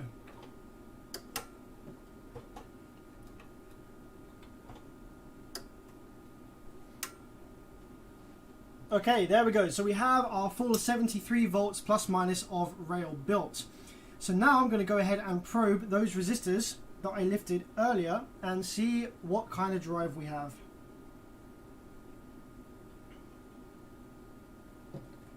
Okay, so on one bank we have drive that looks like that. That looks positive, that looks good. I'm going to turn the amp off and on again. Make sure that the drive doesn't bump up suddenly during turn on or shut down. That looks very, very good. That's exactly how it should be behaving. Yep, that looks good as well. Going to go up slightly in voltage, make sure it still looks good up at a higher voltage. Yep, very nice indeed. Okay, let's check the other side of the amp now then. That is just over here. Okay, that looks pretty good as well. So we have drive on off and we have 2.2 kilohertz there. And on this side we have 2.2 kilohertz. So that's looking very promising. Now I'm going to probe the high side. You don't usually get any drive on the high side. There is a trick you can do with a 9-volt battery to get drive onto the high side. But I'm not going to do that just now because it's a bit long. I'm just going to zoom right in and just look at that. And I'm going to make sure that we have the same kind of noise on the other side. The high side will be trying to work, but it does, obviously it hasn't got any reference voltage because it uses the low side drain as reference voltage. So we're just going to go ahead and take a quick look and see whether they're the same on each side for the high side. Yep, looks the same to me. Actually, it looks the same everywhere. Alright, cool. So that looks like everything's ready to go. So now we put the resistors back, we connect up the output section, and we power the amplifier up. However, I still don't really trust it. What do you reckon we should do, guys?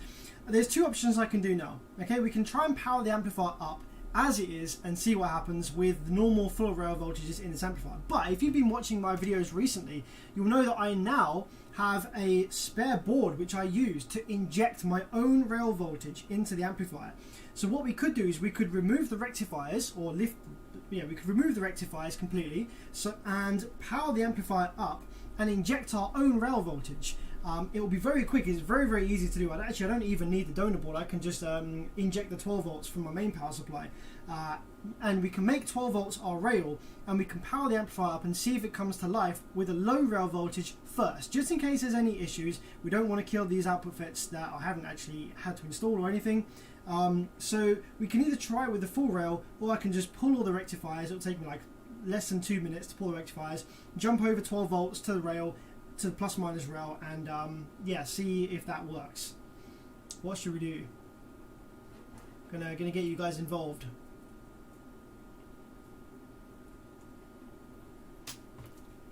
Let's drain the rails real quick while we wait for that. Get the power out of the rails. I'm kind of inclined to pull the rectifiers and put my own injected rail voltage, because it's quite cool to see anyway. It's quite cool to see if you haven't been watching my live streams lately. It's quite a cool thing to check out and to see done. And if there are any further issues with the amplifier, we can troubleshoot it much, much easier with the lower rails.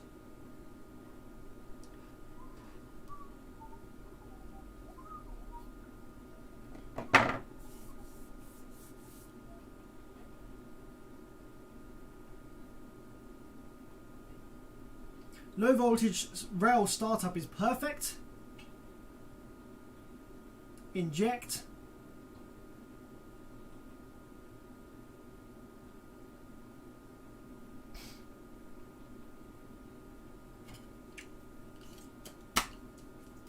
I think most people start up saying, I think most people want to inject rail voltage into this rather than have the high voltage rails there, which I think is what I'm tempted to do.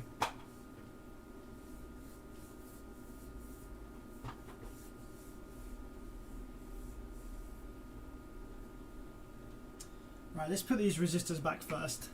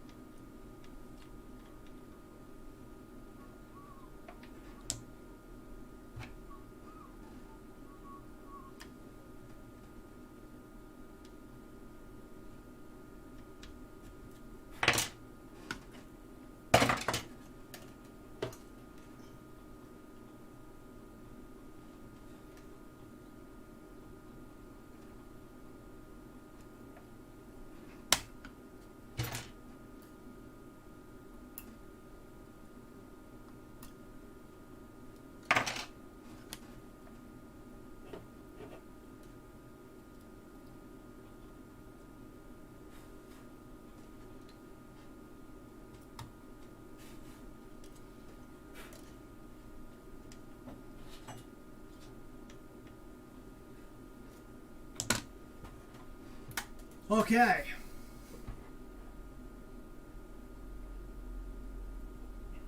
Beverage is a beast. I won't quite say that. Technical specialist. Anyway, Mr. Beginning, what's the issue with this very overpriced amp? I agree with you there. So, this amplifier, there's a very nice gentleman in the UK that is learning amplifier repair, and I've been teaching him a few bits here and there. And this was one of his first customer repair jobs, which he couldn't get working. So he sent this over to me. I've spent the last almost 2 hours just going through the board and correcting any soldering that I wasn't so happy with, putting the driver board back in, reflowing a bunch of parts that didn't look so great to me, and there was a capacitor there that wasn't actually soldered to the board properly, one of the filter caps. So basically the fault that this amplifier had originally was that it was causing the subwoofer to go to full excursion, just pop outwards, which suggests there's DC on the speaker terminals. So DC offset, DC on the speaker terminals was the fault with this amplifier. I've just soldered the driver board back in. We've just confirmed that I have good oscillation going on the driver board, from the driver board to the MOSFET. So we're just about to power it up and see if the FETs will actually start switching and see if there is DC at the terminal or not. And I'm just deciding whether I power the board up with its full rail voltage, or whether I inject a much lower, much safer rail voltage to make it easier to troubleshoot any potential problems.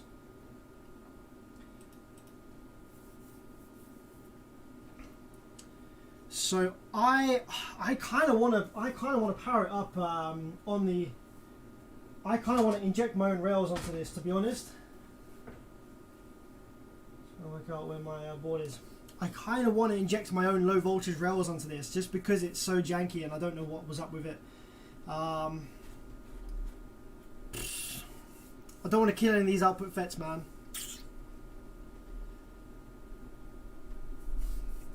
Okay, I think I'm going to we've got some time left this evening. I'm going to show you guys my rail voltage injection method. So I'm just going to quickly grab my one sec. Just going to quickly grab my board here that I use. Okay. So, this is the amplifier that we're working on this evening. This is a spare amplifier that I had laying around that I have turned into a rail voltage supply. Now, what I can do with this board is I can supply it with a fixed 12 volts which powers the TL494 and the drive circuit for the power supply. So that means that the power supply FETs are always being driven, even when there's no voltage on the transformers anywhere. Then I can feed this amplifier with a voltage from 0 up to, I don't know, 16, what my power supply will allow. And that will give me a completely controllable, from 0 volts, a completely controllable rail voltage, plus minus, that I can use to inject into an amplifier that I'm currently working on. All I need to do is I just need to remove the main rectifier diodes of the amplifier that I'm currently working on, and then inject the rails onto the correct pads there, and that will give me full control of the rails of the amp that I'm trying to work on. So that's what we're going to do. We're going to inject our own low voltage rails to diagnose this Sundown amp a bit further, because I really like doing this. It makes it so much nicer and easier to work on.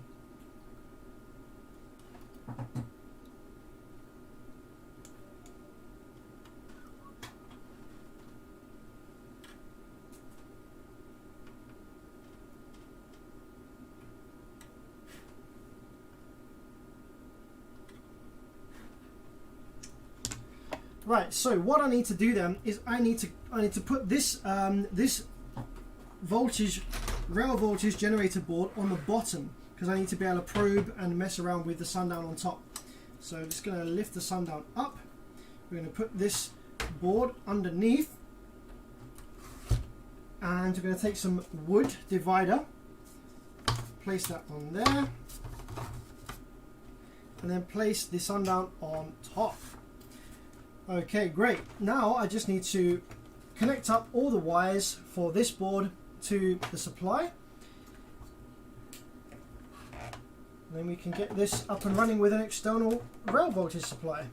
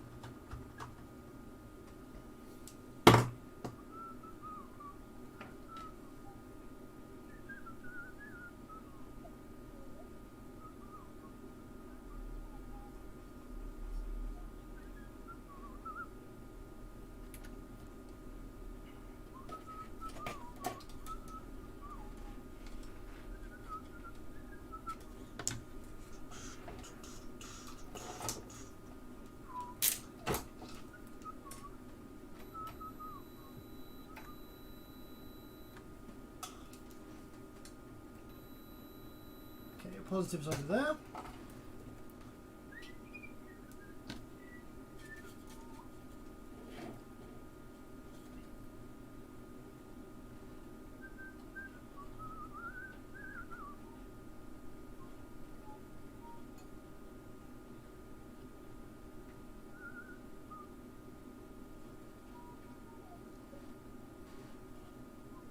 So now I'm just connecting a little wire from the positive of the Sundown board to the TL494 and drive circuit of the rail voltage generation board. That will give it with constant positive. Actually, I need to remove the rectifiers from the Sundown first. That's the first thing I need to do, the most important thing. Otherwise the rails are going to fight each other. Let's quickly flip that over. Let's get the Sundown board preheated just to make this a bit quicker. So we just need to remove all these rectifiers from here, and that isolates the output section from the Sundown's own power supply.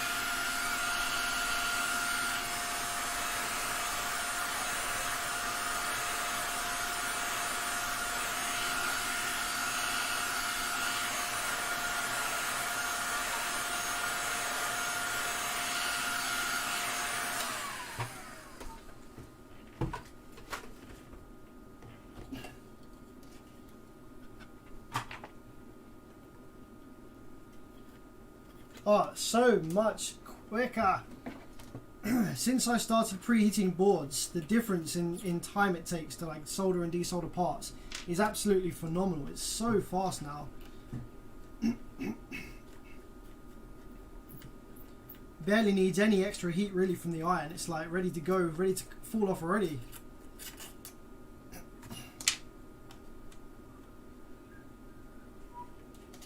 Some of these that are lacking solder, you might just need to freshen up some fresh solder on there to get the surface area.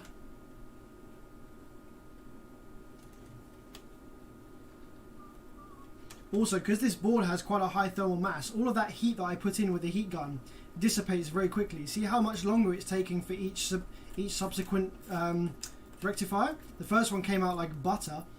The second one was like okay, but a little tricky. This third one is taking it a little bit more time.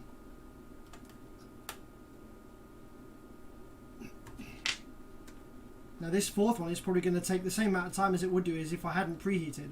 What I'm going to have is when I move into my new workshop, I'm going to have my heat gun on a kind of pull-out clip thing, so I can have the heat gun permanently on above the board that I'm working on. When I'm removing large parts like transformers, inductors and stuff like that, I can have the heat gun constantly firing heat into the board that I'm soldering on, and that will make everything so much faster. It'll be awesome. I'll literally be able to remove transformers and inductors in like less than a minute.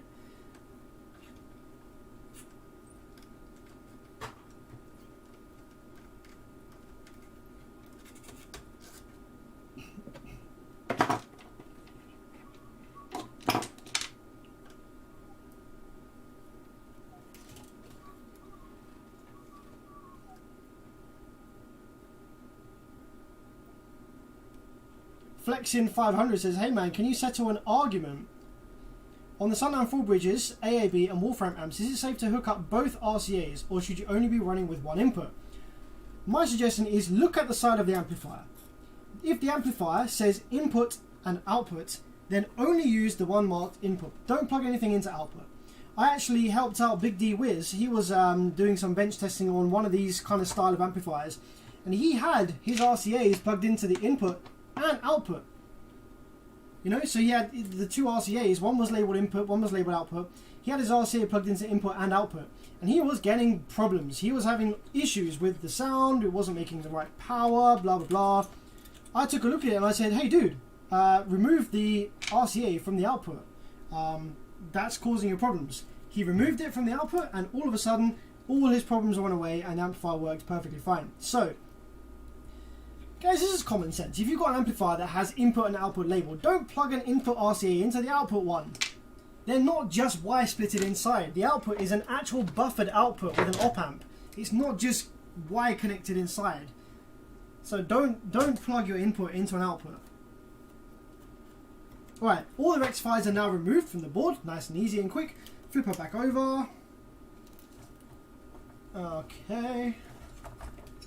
Now we can continue connecting everything up from the generation board to the top board here. So what I need to confirm and check first actually is I think this one here, this is positive rail. So positive rail, remember, has continuity to the high side drain. So high side I think was it this one? I think it was this one was high side. So we should have rail. Yep. This one we shouldn't have any continuity to any of these. Kay Lewis, thanks for the 10, my man. Thank you very much. If you've got any questions, give me a shout. So yeah, positive rail then is going to be this first pin here. Now, do I have anything? There we go. I've got something nice to clip onto. So I can clip this onto there like that. And that's my positive rail. Now my negative rail, I haven't actually used this generation board to generate negative rail voltage yet. So I just need to solder a little clip to the negative rail, which is going to be one of the ones over here. So I need to solder a little clip to one of the old rail capacitor locations. Just move this out of the way real quick for a sec. I'm going to use a crocodile clip for that one, just because that's what I've got hanging around on my desk. Actually, let's see, have I got one of those clippy clips in here?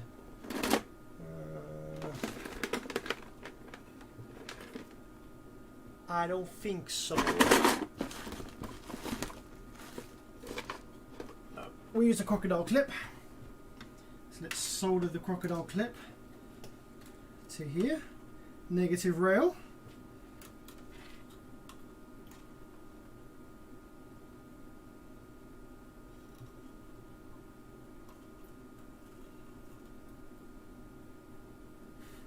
There we go. So the clippy clip is positive rail and the crocodile clip is negative rail. Nice and easy to remember. Slap that back on there like that. So positive rail goes on there, and negative rail, I believe, might go on this resistor. Let's have a look. So negative rail, we're going to have a source of the low side connected to negative rail.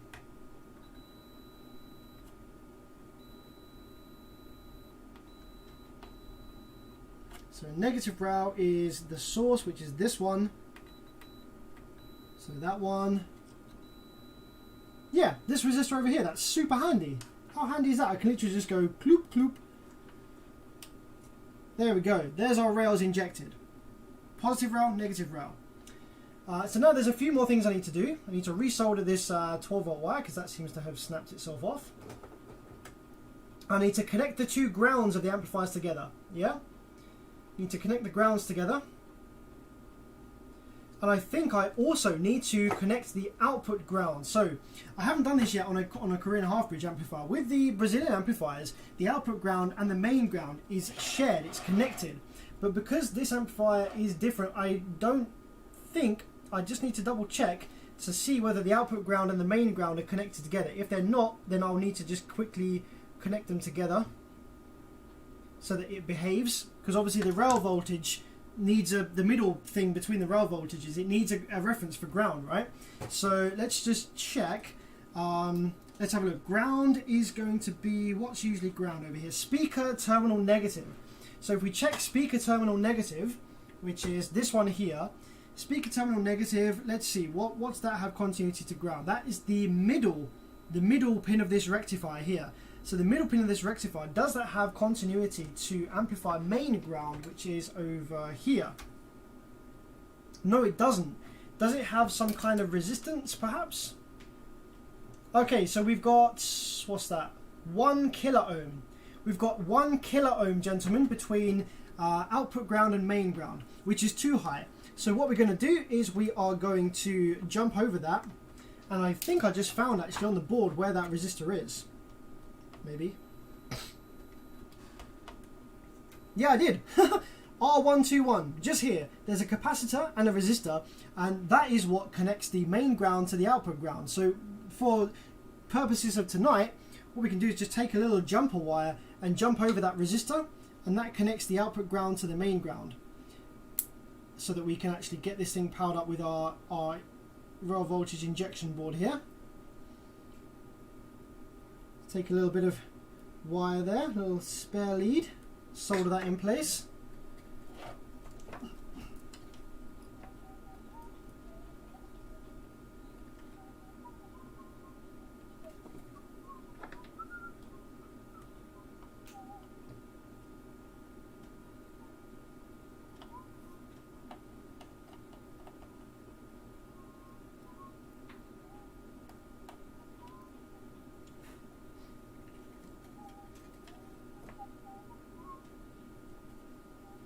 There we go. So now we'll find that the speaker negative has continuity to the main amp negative. Ta-da! There we go. So now we're all connected up. Output ground and main ground now have continuity to each other. Cool, cool, cool. That's actually one of the main reasons that you get alternator wiring coming through your speakers, is because your amps have different ways of connecting their grounds together, as I discovered with my van. Discovered that with my van. So cool. We have Sundown amplifier with the positive 12 volts constant going to the amplifier here. There's one more little wire, there's one more jump that we need to make. There's one more jump that we need to make. We need to connect the two grounds of these amplifiers together. Okay, so that means we need to chuck a wire in there, and we need to chuck this wire down here into the main ground down here. then we are all connected up and ready to roll. There it is. Okay, so now what I'll be using is I'll be using my main power supply here. This is going to be controlling the voltage injection board on the bottom.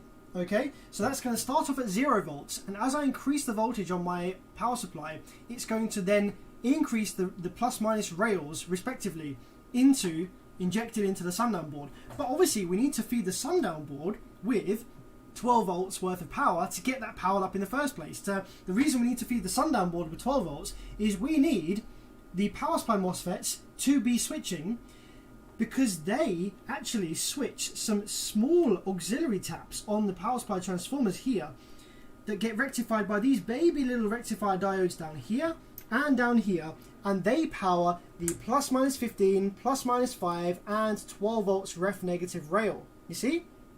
So we need all of the power supply FETs and the transformers oscillating in order for the amplifier to work.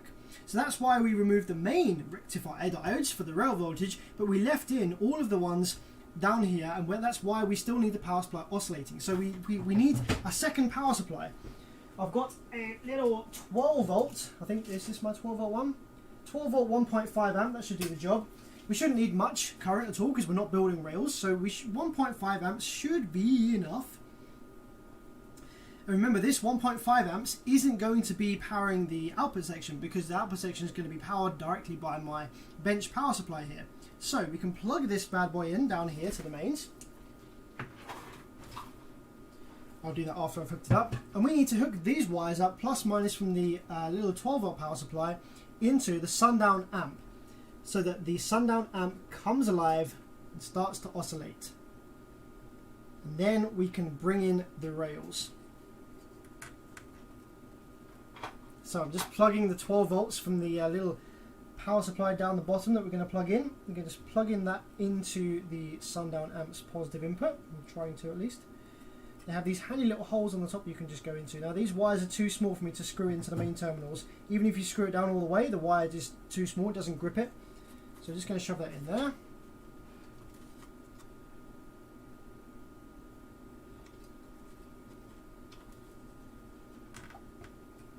There we go, and then for ground we can go into the ground of this amplifier down here.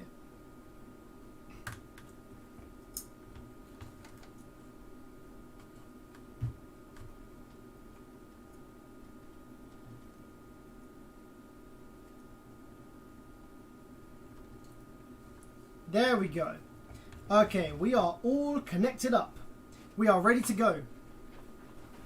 So let's take my little 12 volt supply, ignore my pajamas, and we're going to plug that in, and that, when we get the remote, so plug that in down there, that is going to also start, I don't know if you saw there, that's going to start the base phase amplifier. So when we plug this in, that starts the base phase donor amplifier, switching the power supply, switching the to generate the rails, yeah? We should do.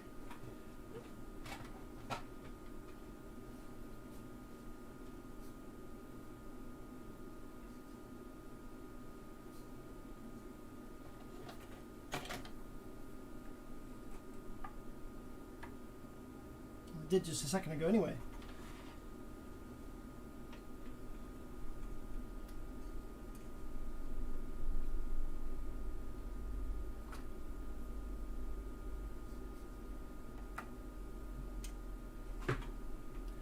Let's just confirm a few things. 12 volts, ground.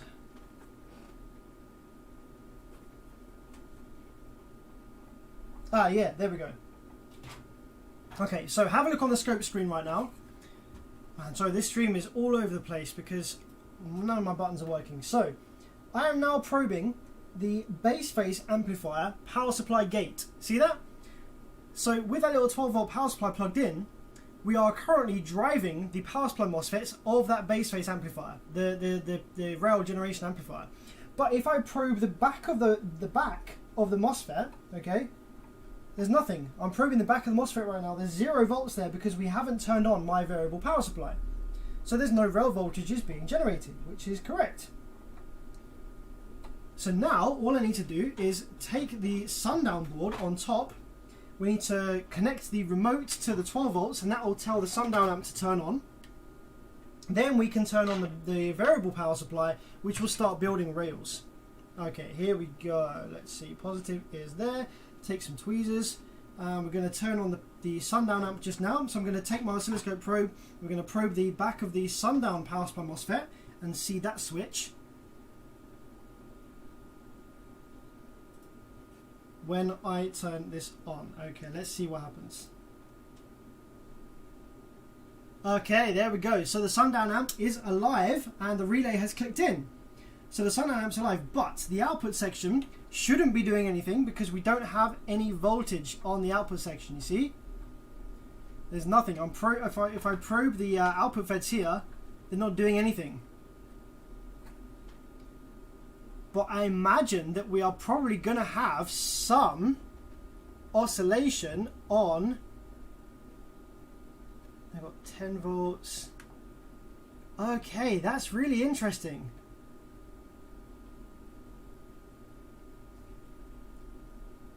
That's really interesting. There is constant 10 volts at the... that is really interesting. So for some reason we have a constant 10 volts at the low side gate.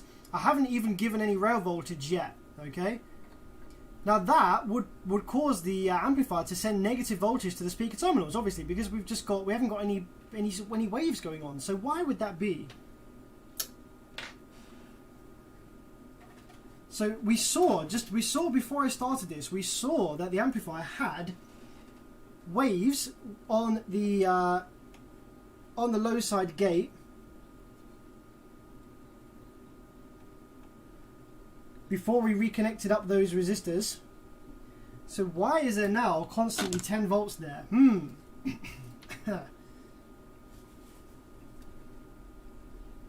Let's turn that back on. Let's have a probe around, shall we?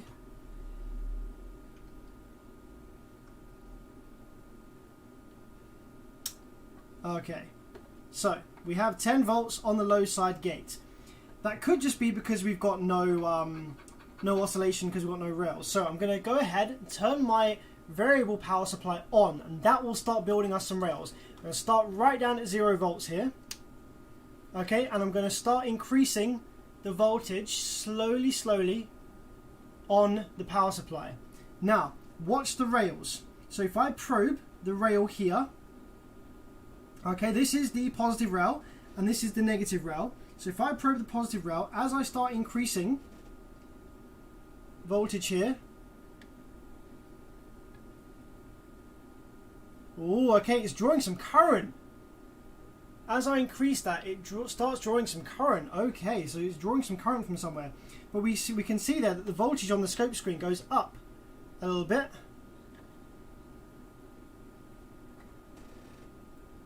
And down a little bit. Now let's have a look at the output section. I want to see if the low side starts to switch, or starts to oscillate as I increase the rail voltage. Oh yeah, it's trying, isn't it? It's trying to do something. But it draws quite a lot of current when it tries.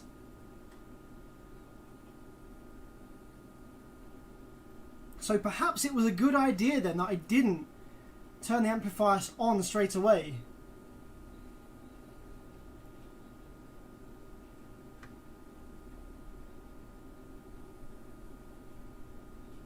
Or maybe it's just that the filtration circuit isn't working because the voltage is so low on the rails. Ah, there we go. It just needed a bit more current. Okay, there we go. Holy shit. Holy shit, there it is. Just needed a little bit more current to get going. Yep, there we go, ladies and gentlemen. We have a Sundown amplifier, Sundown 3.5K, up and running, output section operational with, what's that, plus minus 10 volts worth of rail voltage. Plus minus 10 volts worth of rail, and we have output oscillation. So this amplifier works fine. Let's increase the rail now. So the funny thing is, if I actually plugged a speaker in, this would make audio now. I don't know if I should show you that or not. So on the speaker terminal, we don't have any DC. Nothing, no DC on the speaker terminal there. Nothing whatsoever. So I think then maybe that the issue with this amplifier was not that it had a problem, was just some dodgy soldering going on. There was a via, maybe it wasn't connected properly. Something was not right that was causing DC at the speaker terminal. But we're not sure yet because we haven't gone up to a full rail voltage. So this amplifier, 3.5K, works with plus minus what we had with 9 volts worth of input. We had plus minus 70 volts. So let's increase the rail voltage then. What I'm going to do is I'm going to grab a couple of oscilloscope probes here, so that I can actually latch onto the rail voltages themselves and just monitor them carefully. So let's turn on my scope screen here. Let's turn on some other. So we want 50 volts divide. Let's go in on positive and negative rail, shall we?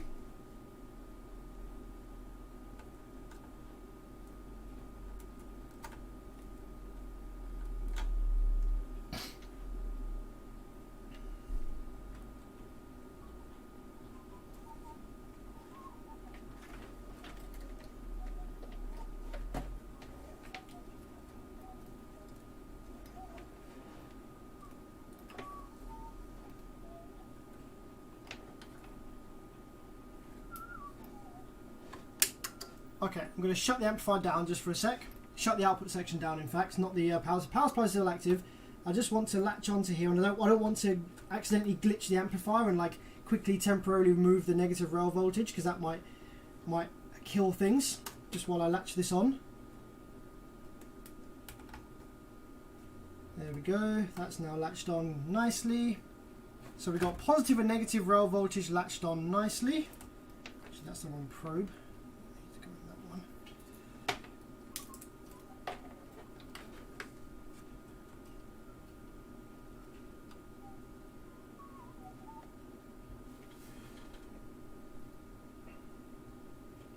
Okay, cool.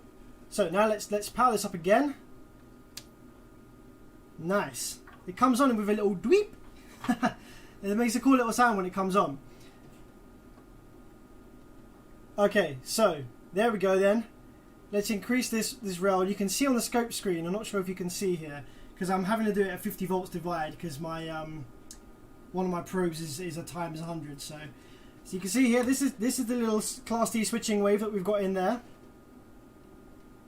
As I increase the rail voltage, you can see it start to come up. So we've got plus minus 30 volts worth of rail now.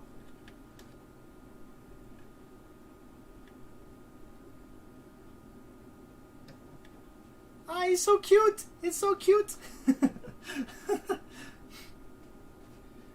Let's grab the thermal imaging camera. Let's make sure none of the FETs are heating up. I've only got 0.8 amps worth of current draw there. That's nothing, is it? So. Okay, let's just check the nothing's heating up in the output section here. No, looks good to me. No FETs heating up. Okay, let's keep going higher on the rail voltage. We're going to go up until we reach plus minus 70, because that's where we're at with 9 volts worth of input from the main amps power supply.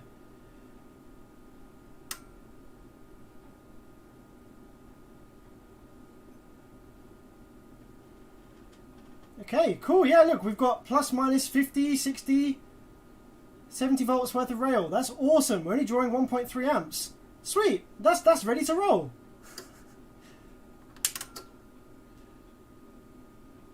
Whoop. That's so cool. Man, that is sick. That's the first rail voltage injection I've done on a half-bridge amplifier, and I'm very, very pleased with how it works. So, excellent stuff. This amplifier now, as we've seen there, output section oscillates, it works. Whatever the problem with this amplifier was, it was caused by just the soldering.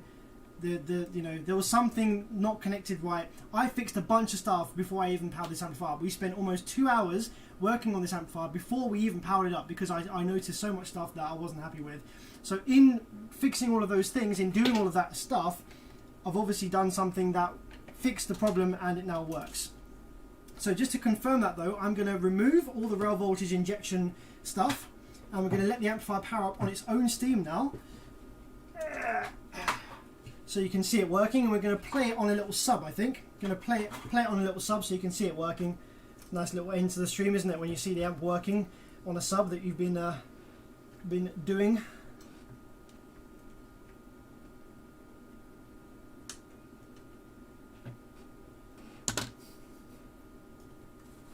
Let's put the Sundown to one side.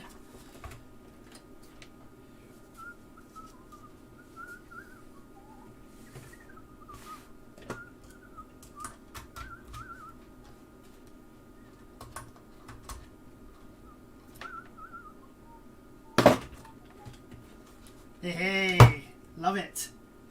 Love this little thing. So cool. Sugoi.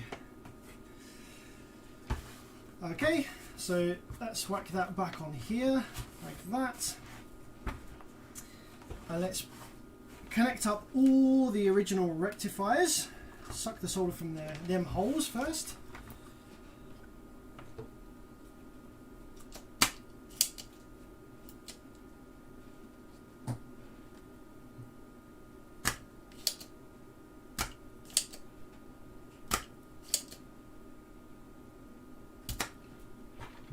Let's do some live chat. Guys, let's do some Q&A. You got anything you want to ask me? Maybe you asked a question and I didn't see it earlier because I was busy.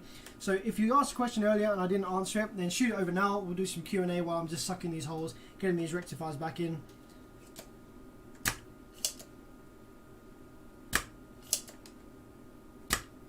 Or, if you haven't necessarily got a question, if there's anything you want to talk about.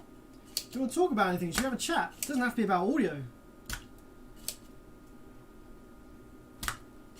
Someone choose a conversation topic, shall we? Let's do some live chat. I love a bit of live chat.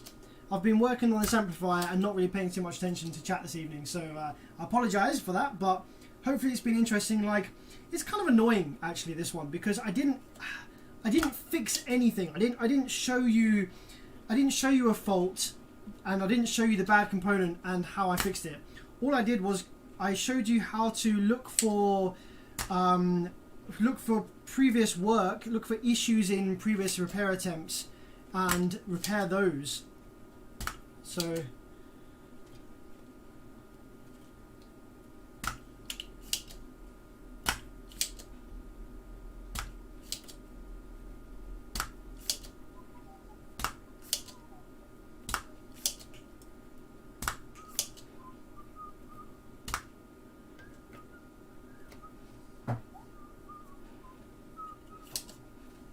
alright, what have we got in the live chat?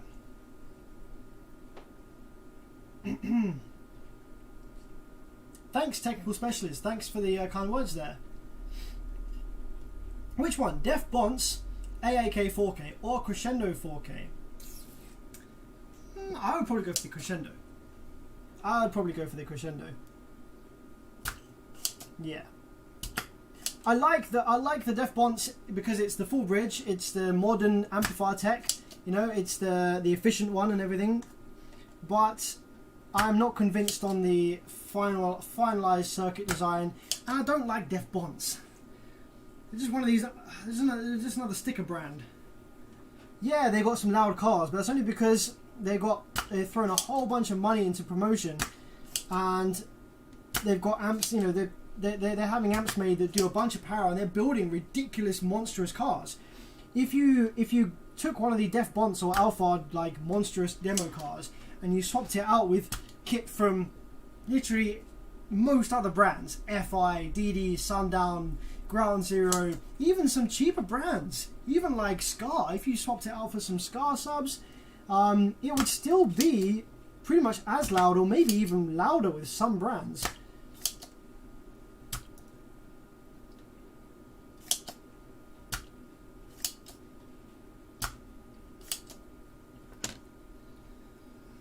Bevids, I'm still trying to find the failure in the remote turn on. Where should I look now? Oh, you were working on the HIP 4080, weren't you?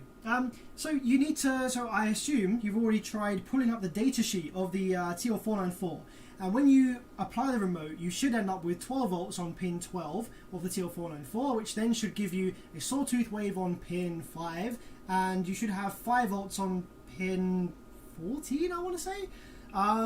If you don't have 12 volts on pin 12, then there's a problem with probably the transistor that is responsible for supplying the TL494 with 12 volts. So use your multimeter, trace back from pin 12 of the TL494, trace it back through the board using a multimeter, look for continuity, find what transistor is responsible for powering pin 12 of TL494. When you find that transistor, see what voltages are on all 3 legs of that when you have the remote applied. If there's 12 volts on 2 of the legs but not the 3rd leg, then that means that transistor may be bad. If you don't get any voltage on any of the legs, then that means that the issue is somewhere further down the remote path. So keep tracing it back. See where your 12 volts of remote disappears, and then you should find the issue.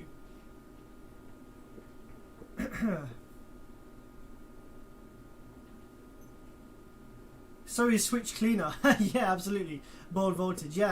Yeah, so many amps I get in. The channel 4 isn't working. I get it in, psh, psh, psh, clean the switch out, boom, amplifier works.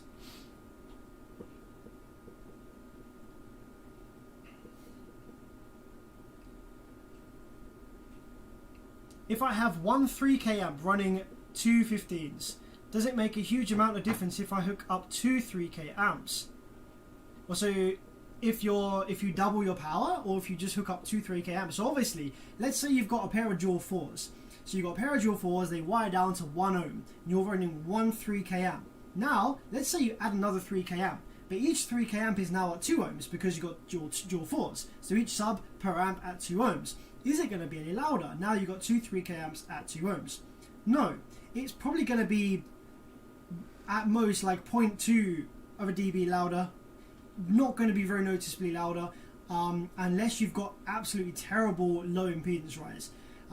So yeah, on paper, like mathematically, as you halve the impedance to an amplifier, the power should double. But as the amplifier gets down to a lower and lower impedance, it doesn't quite double every time. So when you go from 4 ohm to 2 ohm, it might almost double. Then from 2 ohm to 1 ohm, it doesn't quite double, it's a bit less. Then from 1 ohm to 0.5, if you're benching it, it's nowhere near double. It's like way less. It's probably only like a fraction more than 1 ohm, and that is just due to the limitation of the amplifier's circuit board, the transformers, etc. But on paper, it should double. So if you've got enough impedance rise, then going from 1 ohm 3K to 2 ohm, 2 lots of 1500, it's going to be about the same. You might get a little bit more power because there won't be as much rail voltage sag when running each amp at 2 ohm, but it's going to be about the same.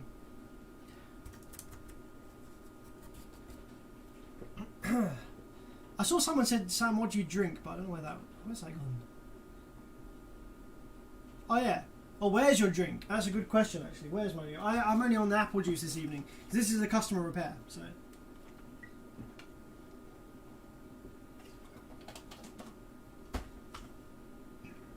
Unless I know the guy, or unless it's a really simple fix. I don't like to drink El Vino when I'm doing customer repairs, because it's a bit irresponsible in it, let's be honest.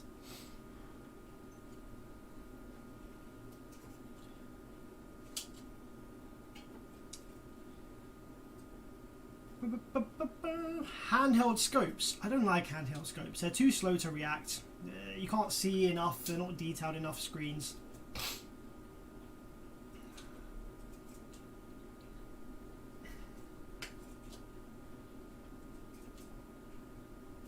TL494 is never usually the issue. TL494s don't go bad. So that's generally that's a last resort thing. If you've tried everything else and you've got all the right voltages to the TL494 and it's not working, then the last resort is to change the TL494.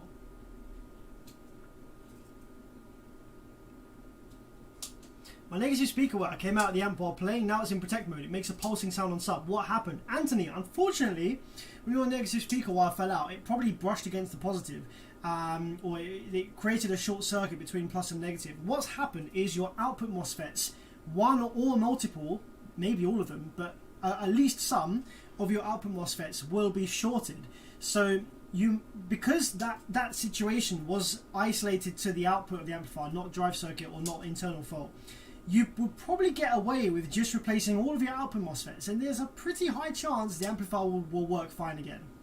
So if you want to try a repair, just replace all of the output MOSFETs or output transistors if it's a class AB. Hey Sam, hope you're doing well. I just wanted to thank you for the videos. I finally repaired my class AB amp. I had some fake 3205s. Oh, fuck that. Yeah, man, make sure you order from a reputable source. Absolute nightmares with that.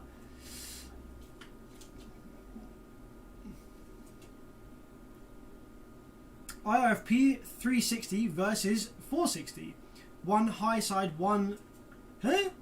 No, you can't mix those. One of those is a 400 volt part. One of them is a 500 volt part, I think. If I remember rightly. Yeah, don't mix these. Gis. Just choose the right one for the circuit. Yeah. Don't mix those. They're completely different models. What could cause an output filter capacitor to vent? Brett, it's either going to be it's reached the end of its life, got too hot in operation, or the amplifier has been clipped to death. Those output filter caps are after the inductor. They get super stressed when you clip the amplifier. So yeah, if it's vented, then it's possible the amplifier was clipped to high heaven. Sam, awesome video with Big D. Thanks, buddy. Appreciate that. That's I really enjoyed making the video of the Smart 3. That was a really good one. All right, let's put these let's put these rectifiers back in, shall we?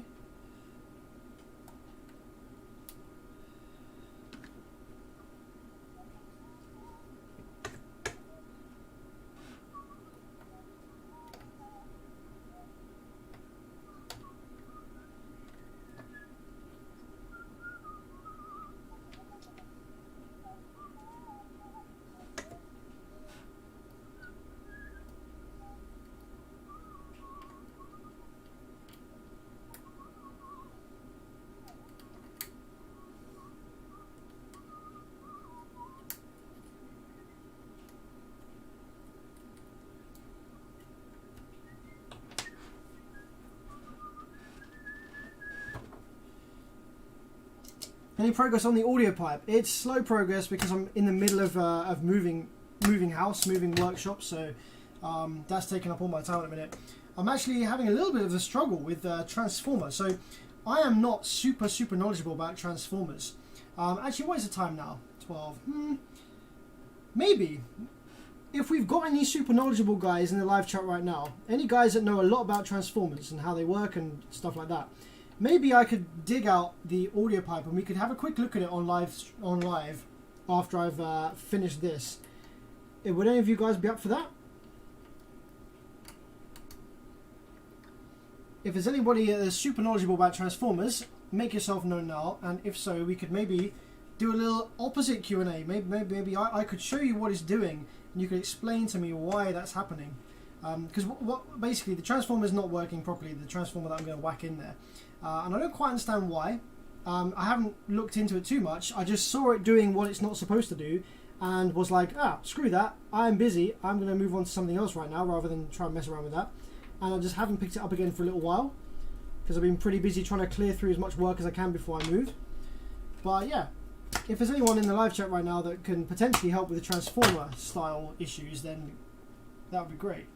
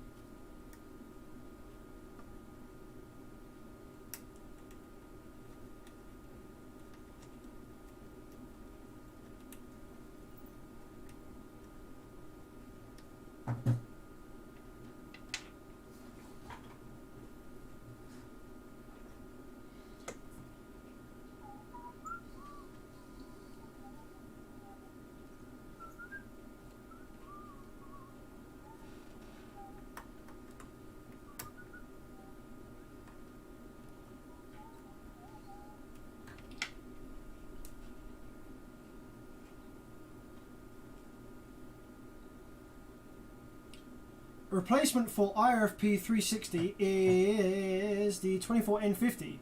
24N40, yes and no.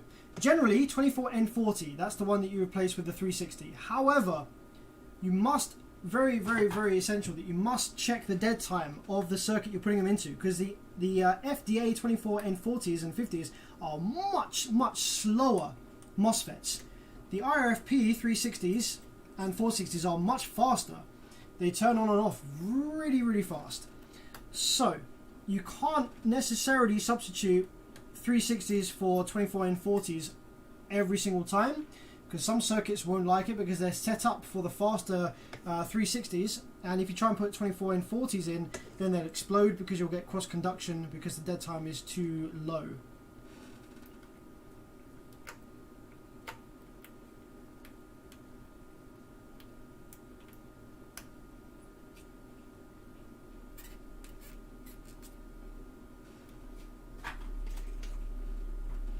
Do you have a business email?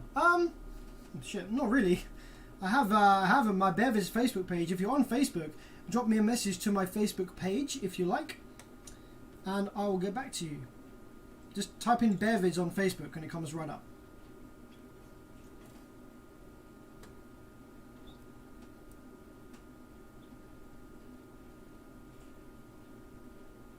So I'm just going to put these back in. We're going to let the amplifier power up on its own steam, and then we're going to play a sub so you can see the amp working. And then I'm not going to put it back into the heatsink tonight because that's boring content. We're going to perhaps just quickly grab the audio pipe so I can show you what it's doing, and just we're going to, yeah, it's a bit of a weird one.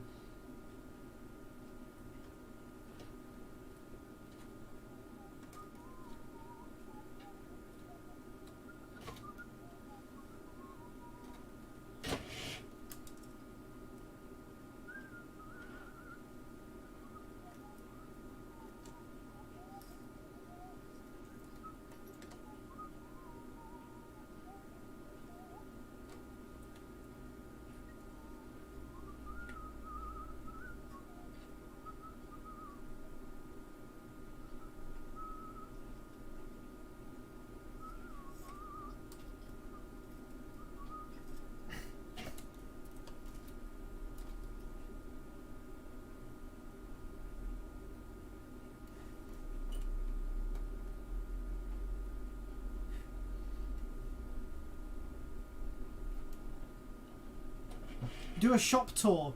There's not much point doing a shop tour just now because it's all kind of in pieces, ready for moving and stuff. So there's a bunch of stuff everywhere. So what I'll do is when I get my new workshop set up, I will give you guys a tour, because I'm going to set up some really, really cool things, like some stuff that I've wanted to have set up for ages that will really help me out with repair and make life a lot easier and faster and stuff. So yeah, when I move into a new workshop and do a workshop tour, it'll be really cool.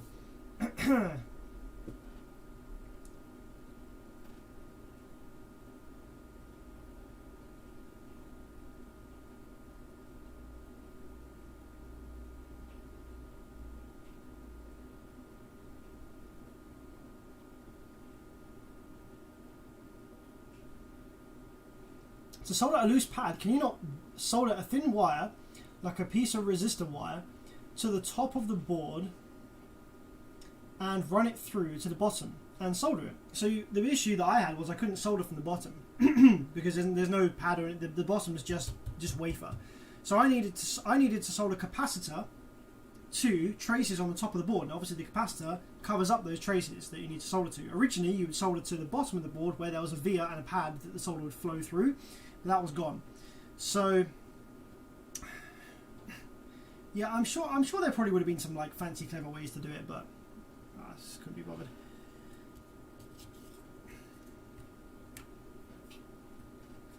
Alright, cool. Rectifiers are now back in, so this amplifier should power up under its own steam now on its own power supply.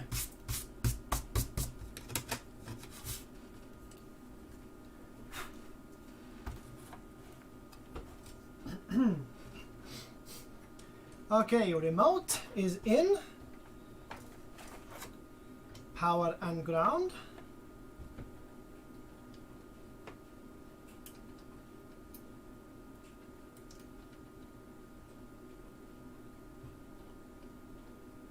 Yep, remote, power and ground. Let's grab our oscilloscope probe. Let's go ahead and probe one of the rails just so I can follow the rail coming up.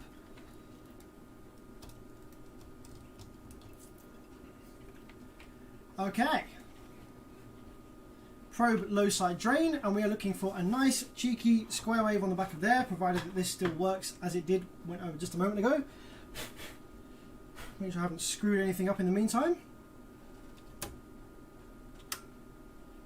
Power supply is coming on at 9.5 volts. We're going to allow 5 amps into the board.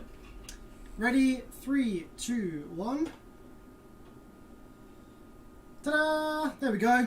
Fully functional. So now, just to show you that it works fine, as a little fun thing, I'm going to grab a little sub. I'm going to plug the little sub in and show you that it works.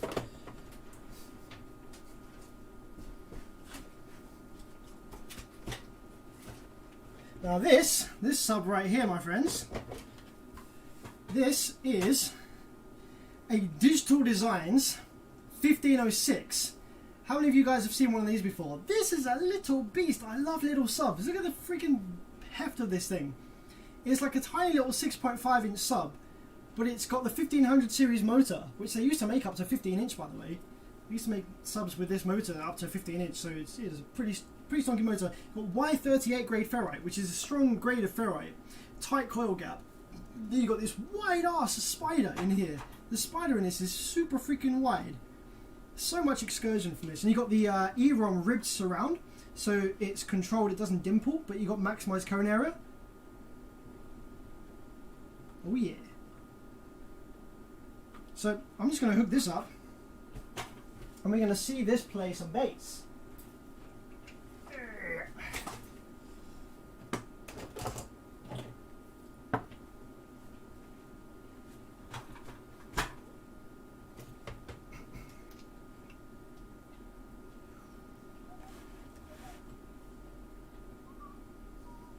Now, what type of Allen key does this one take? Next size up.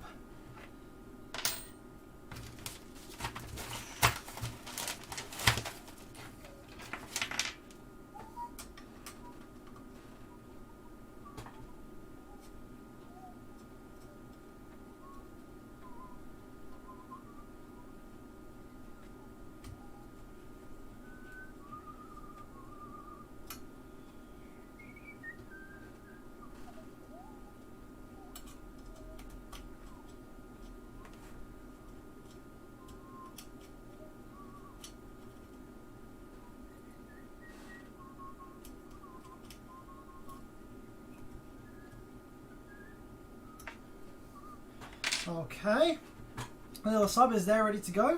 Let's take our RCA, play some tunes.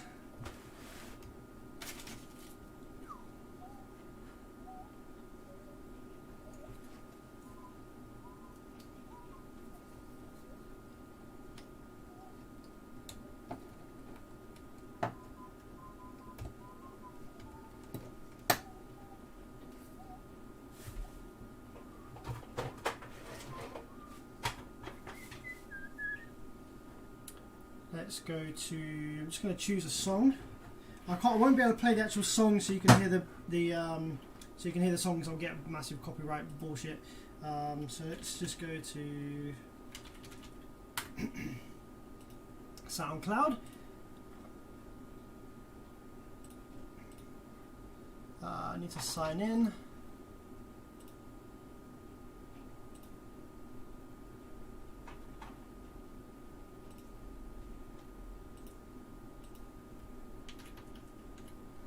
Guys, I highly recommend you check out this track. It's a track called Vultures by Chi. Absolutely insane track, and you'll hear the bass line, and if you want to hear the main track that goes with it, it's absolutely amazing. It's such a sick track. Let's just give you the screen right now. So yeah, Vultures by Chi. Go and listen to this track. It's absolutely crazy. I'm going to turn the volume down of my speakers, and we just got the sub hooked up. So if I grab this one here and tie this to low side drain.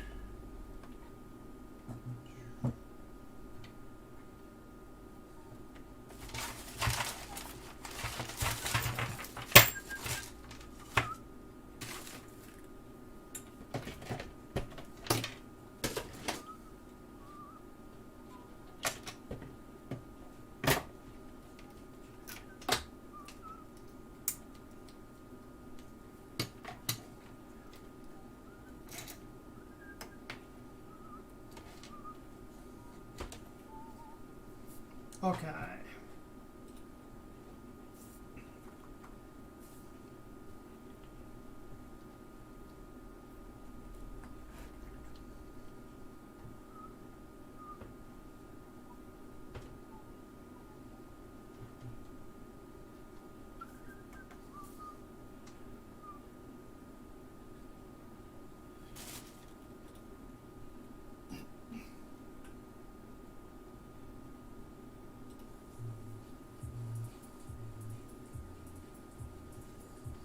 Okay, I'm just going to make sure the gain is turned all the way down, because it's only a tiny, tiny little sub, isn't it? So we don't want the sub going absolutely crazy. Okay, gain is all the way down. Now let's try it then. Let's turn my hat slightly sideways so you can see the sub.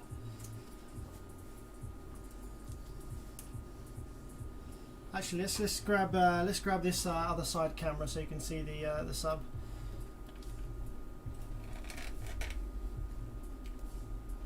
There we go.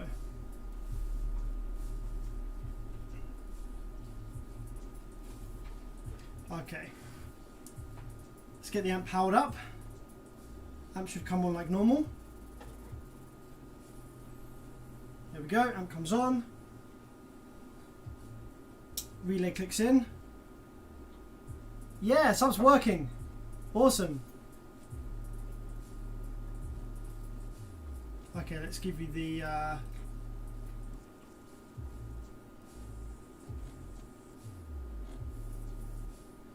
it's going to turn the gain up slightly.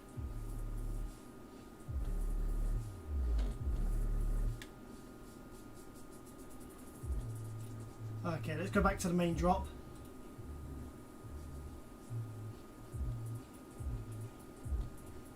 There we go, here's the main drop. Okay, cool.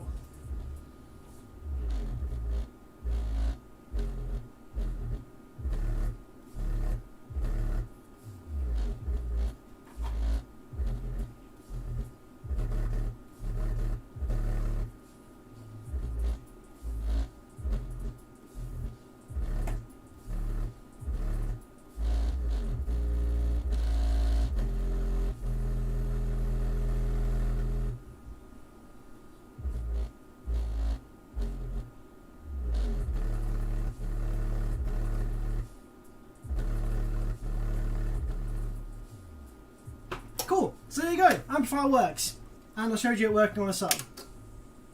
Great success. Right, now close all of that nonsense. Oh crap, I just closed the YouTube as well. Yee.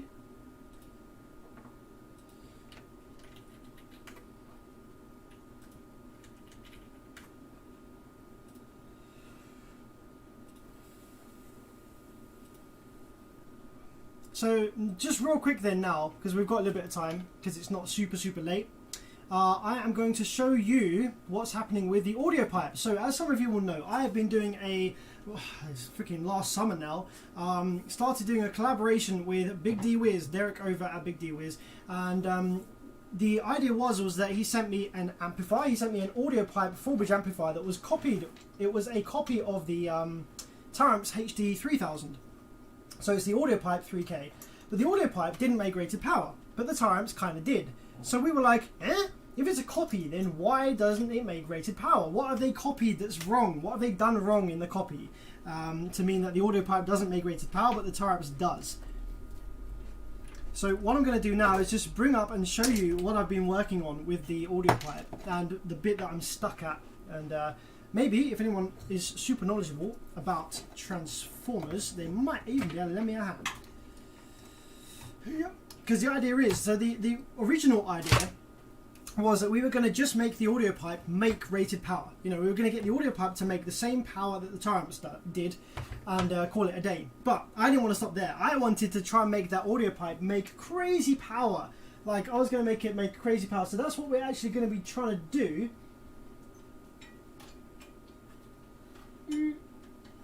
So, as a result of that, I'm kind of going a bit over the top with the mods. So, here's the audio pipe. Looks a bit janky, it's kind of in pieces. Right, so, this is the audio pipe. Now, the original transformer This is all in prototype stage, by the way. This is in prototyping stage. So everything looks super janky right now. Freaking hell, where's the other transformer? Hang on a sec. 1 second, 1 second.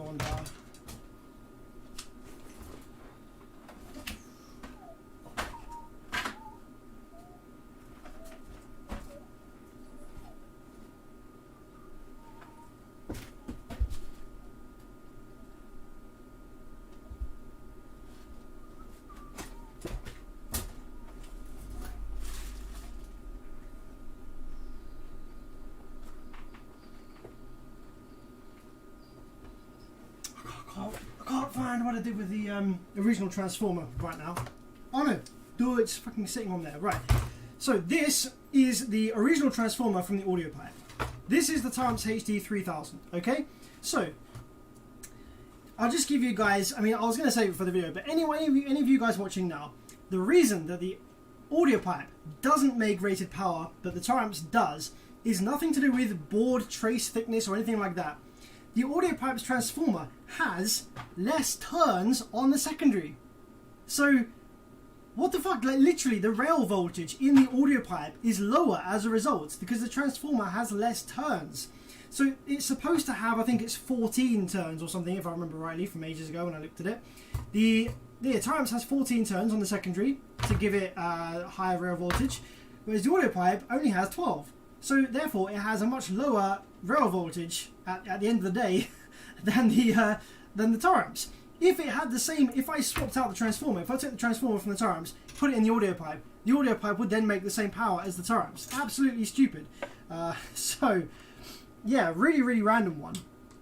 Now, in doing upgrades to the audio pipe, one of the main upgrades that I wanted to do was to make it make crazy, crazy power was upgrade the transformer. So here I have a transformer core from a Banda Viking 7K. So this is a transformer that has the ability to pass about 9.5K at 14 volts or more at 16 volts. So this transformer has the potential to do some serious power. Now, I obviously want to use this transformer. I'm going to be using it with Litz wire instead of this normal wire, but this wire was just a test to just make sure the transformer worked in this board. So what I did is I counted the number of turns on the original transformer, and I wound just some spare wire around this core to the same spec as the original transformer was, just to, you know, see it work, just to check it's working fine, you know, whatever. I've got it right around. So that's what I've done. I've done 2 turns on each of the primaries, which is what it is. You've got the primary here.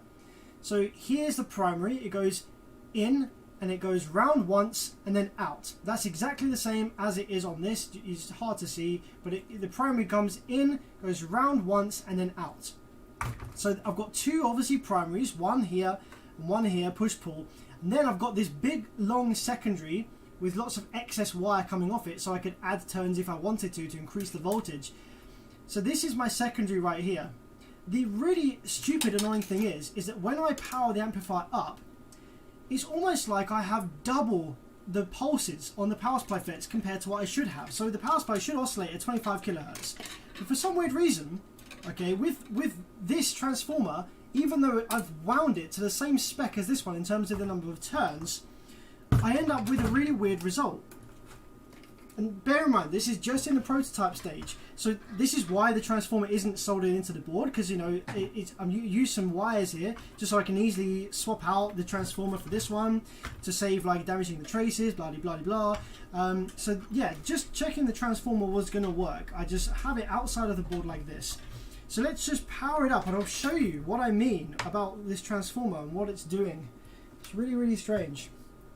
I think positives over here. I think negatives over here, and remote, and then I'll plug the original transformer in and I'll show you what it should be doing, or I could just show you that on the Tyrants. Right.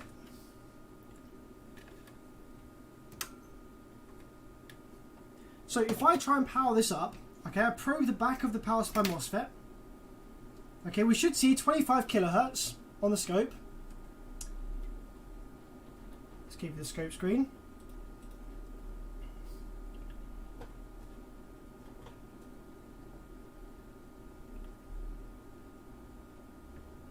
but instead of 25 kilohertz, we have this super huge, it's almost like it's working in a flyback effect.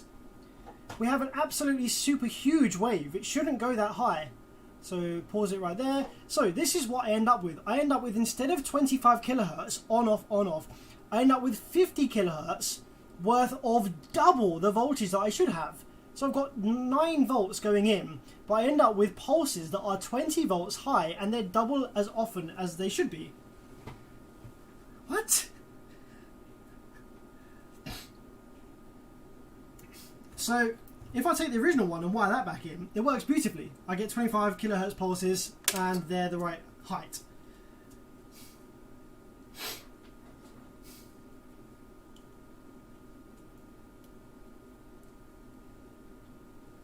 No idea.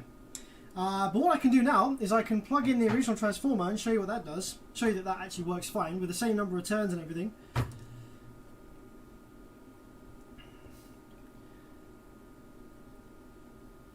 So as you can see here on the board, okay, we've got the 12 volts from the power supply, right? The 12 volts comes in over here, okay, so this is the 12 volt supply, goes into turn number 1, okay, then splits off down to here, okay, then turn number 2, supply is here, turn number 2 comes off, splits down into these two here. So we have push, push, pull, pull, like that. But yeah, just super weird. Can't quite figure out what it's doing, why it's not happy. I have tried, I wondered if I got it the wrong way around. I've tried flipping the polarity of the pulses, because obviously I assume I had it the right around first, but I've tried flipping the polarity various times of all of these to see whether that was the problem. Doesn't seem to be.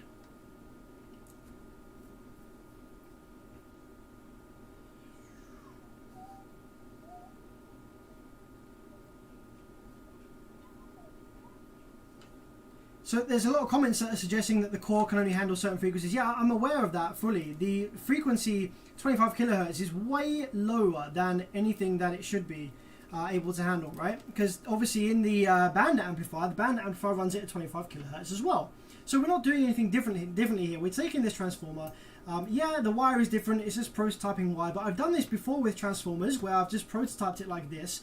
And it works fine. The issue is that the amplifier, or the way the transformer is working, it seems to be doubling up on the pulses and doubling up on the amplitude of the pulses, which I have never seen before. So I've just flipped those around just for out of pure interest to see if it makes any difference. Probe the back of this now.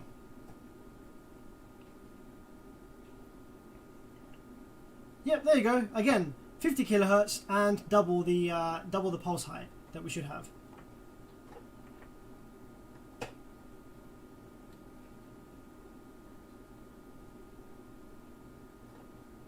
So weird. So strange.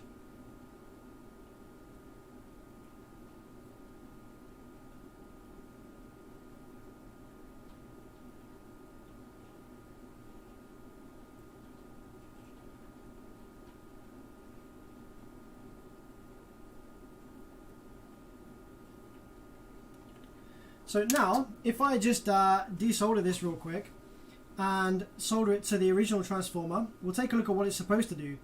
Bear in mind that has the same number of turns and everything.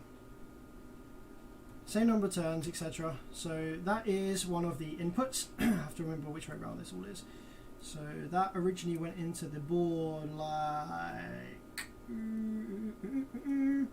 Output of this was 2 doubles. So that goes in there like that, and then so we have input and input as these two, and then okay. So we have one input over there. This is one input over here, like that.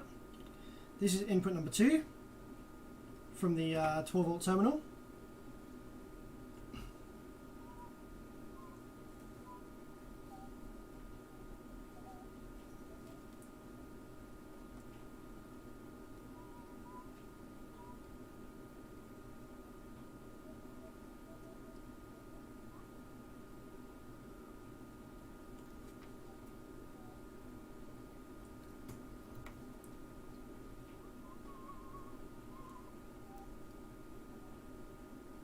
Just trying to bridge a solder gap between these two real quick. Come on. There we go.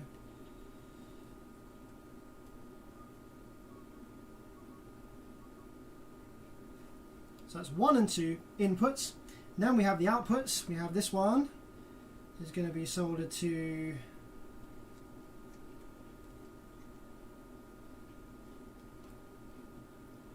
so if that was going in the board that way around, then that one is going to be this one right here.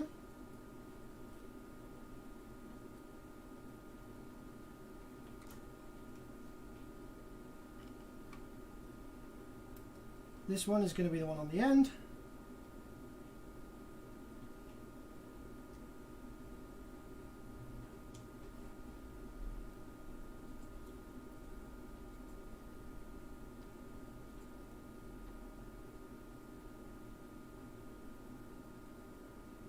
And this one is going to be one of the other ones on the other side.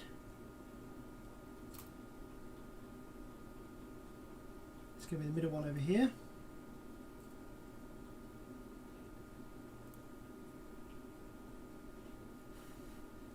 And last but not least, this one is going to be over here.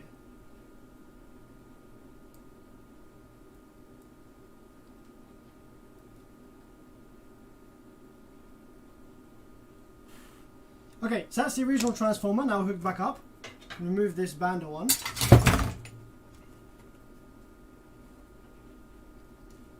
So exact same number of turns, exact same everything, just slightly different core size and obviously slightly thicker wire because this transformer is designed to pass full current. Turn it on, probe the power supply FETs. This time we have the correct wave. We have 25 kilohertz and we have the correct height of the wave. See there? That's actually 20 kilohertz, not 25. But yeah, I don't understand because I've wound this to the exact same specifications as that one that I've just put in. 2 turns on each primary, and then there's like I can't remember, like 12 turns or whatever on the output here. Just really confusing.